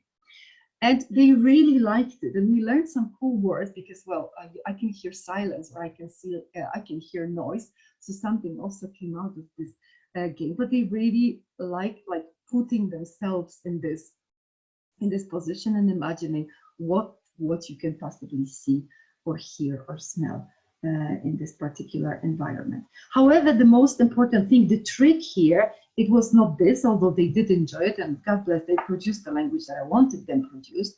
But the stickers did it actually, because the stickers that I had were just some leftover stickers that I brought into the classroom, and they happened to be farm stickers. So we had a spade, a wheelbarrow, a few pigs, cows, and whatever. So we really liked the city upgraded, shall we say, with a little pig lying on the museum or somewhere near the bus station. So this was the fun part. And for me as a teacher, I only use the stickers to stop them from cheating, because you know what happens. Like, yes, I'm in the bank, but when you say that I'm in the bank, then all of a sudden I move to the theater. So I wanted to avoid this and them fighting and getting upset. So that's why they got the stickers. But somehow this turned this activity, pigs are lying all over the city, which is cool enough to be taken part in. And we did this activity, we repeated it over, I think, 3 lessons, because they wanted to do it. And another activity, this is something that I put using Miroboard for my Playway kids. And fair enough, they are one-to-one students that study online. But this is again something that helped us produce a lot of language, because you can see here that the participant can move freely, and we don't use the dice because it was just too much hassle. So we are moving freely, and I don't mind. Of course, I lose most of those games anyway. I mean, I lose all of them. Let's be honest. It doesn't matter because I would lose. But my students like to hop on the board, and they tell me where they want to go next. And then if they want to, okay, box, whichever, orange box is next. So I take one of those cards that is hidden underneath. And in this case, we were playing with people and what they are doing in those pictures. You can see here a ghost who is eating a cookie, actually. So of course the person has to describe the picture.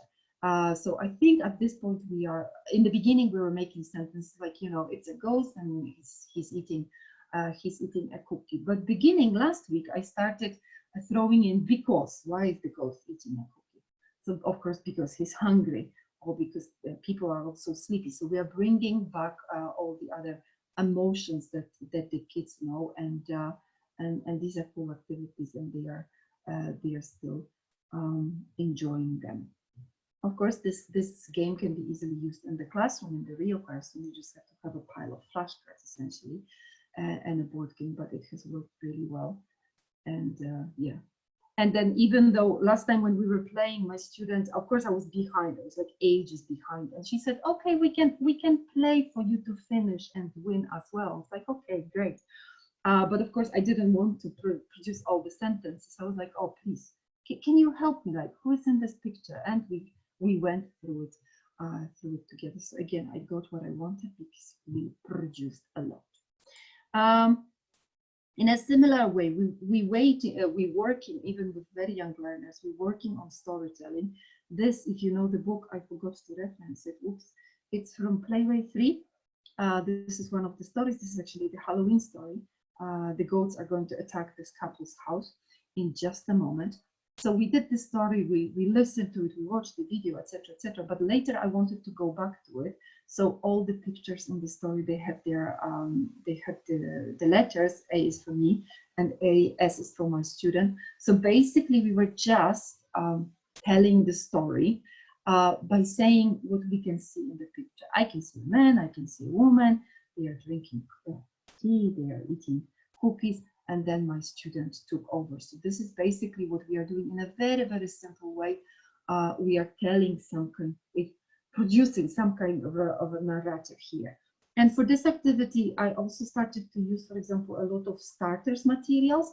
There are no real stories. For example, for preschoolers, all the stories that we have in movers or in flyers, exam tasks, they are kind of still too complex. There are too many details, and it's too early for those. But for example, in starters, I have found quite a few nice illustrations in reading part, whatever, it's reading part 4, I think.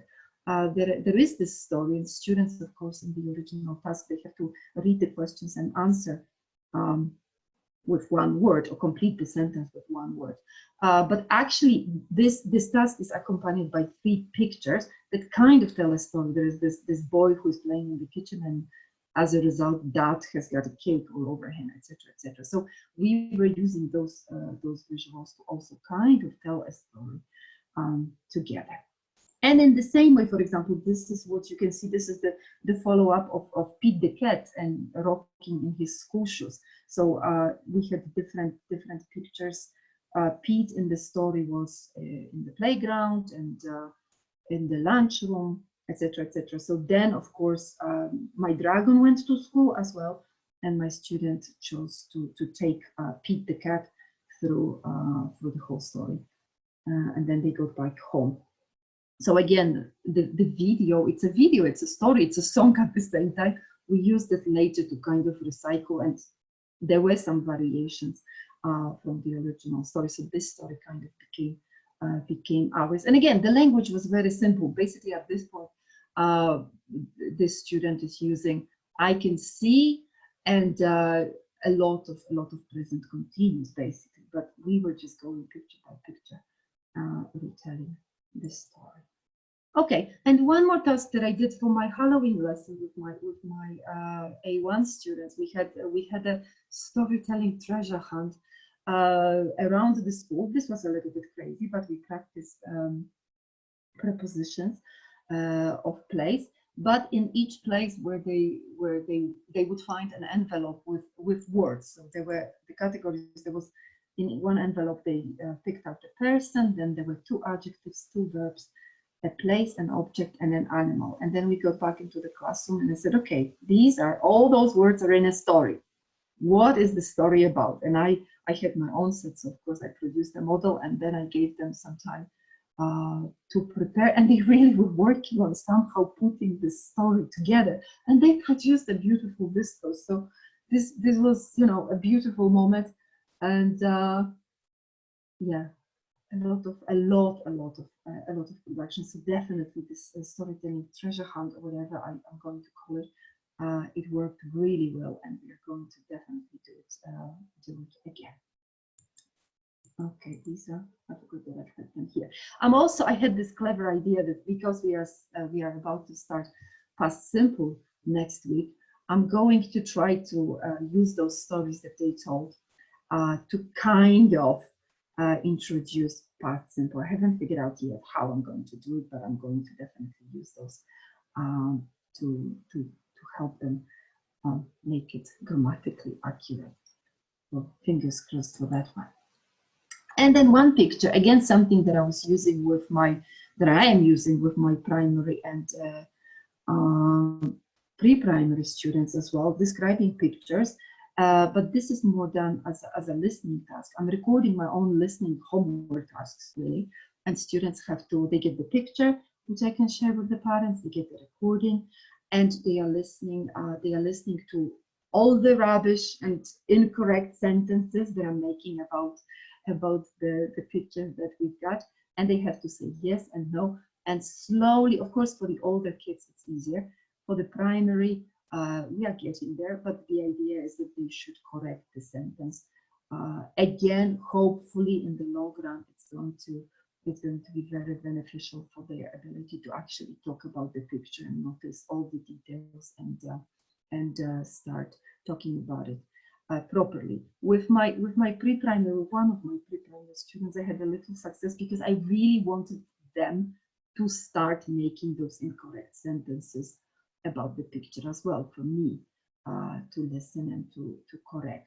And with one of my students, she was ready. So actually last week we had a lot of fun together producing incorrect sentences about what we could see in the picture. Very simple sentences, all of them on the pre-primary level, beginning with I can see, I don't know, I can see 3 birds. No, I can see 1 bird.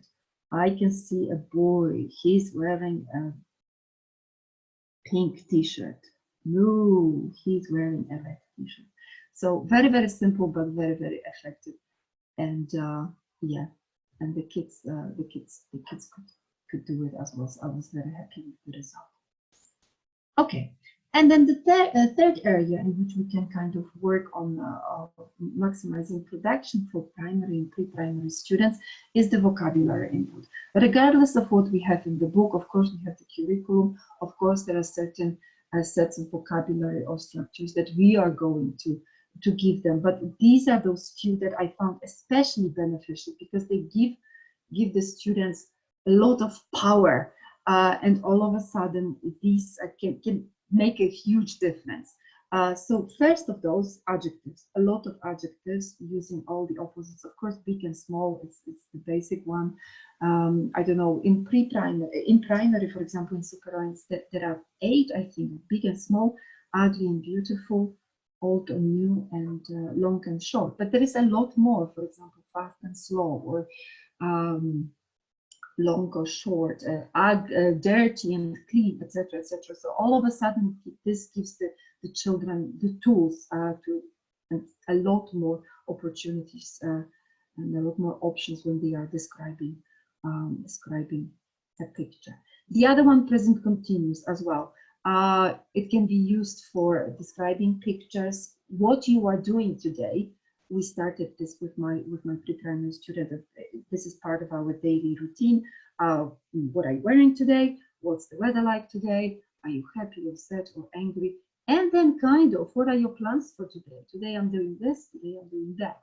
So this is this has given her, this has resulted in my students producing a lot more language, and of course storytelling in connection with pictures as well. This helps us to do a lot. And then the third one, linkers. I know that you know, they belong somewhere in the A1 level, but it doesn't mean that kids even younger or pre-A students that they cannot learn them. These are those three basic ones that I'm using, and because you have two things, you have a cat and a dog, and ice cream and cake, and chocolate and I don't know, coffee,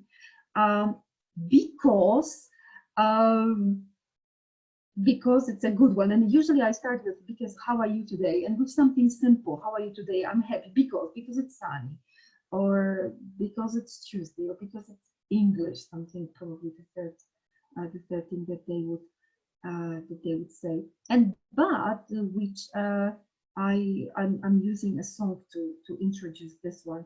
There is this one on super simple song. I like dancing, but I don't like dancing with a bear. A perfect way of introducing this linker, and we've known it for like 3 years probably, and they just picked up on this, and they started using it because of the song, and it stayed. So God bless.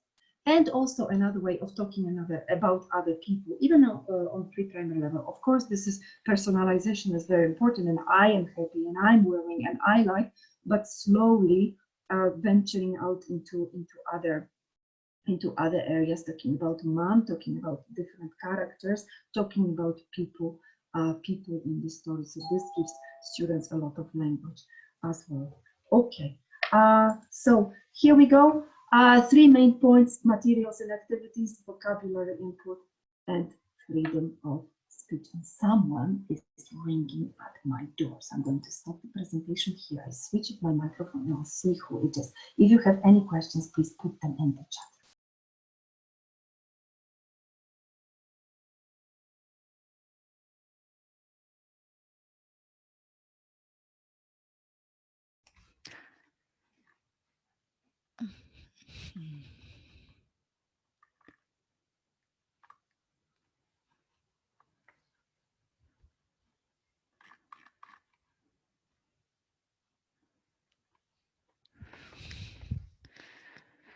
Anka, we have one request.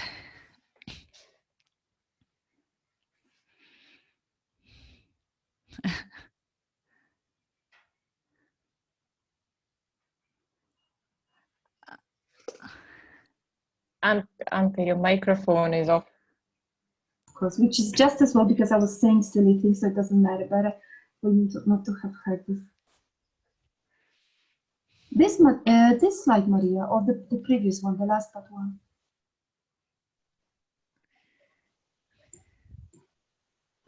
The previous, please. Okay, there we go. Sure. Oh, there we go.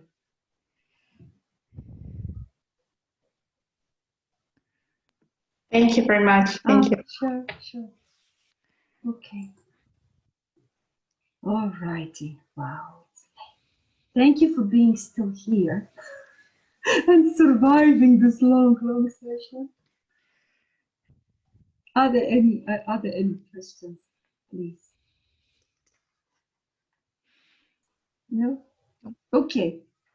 Thank you very much. Thank you very much for being here. We are going to be sharing the recording with all of you, and see you soon, I guess. I'll see you next time. Okay. Bye-bye. Bye-bye. Thank you. Thank you. Goodbye. Goodbye, everyone. Thank you. Goodbye. Thank you, Nadezhda. Thank you, everybody.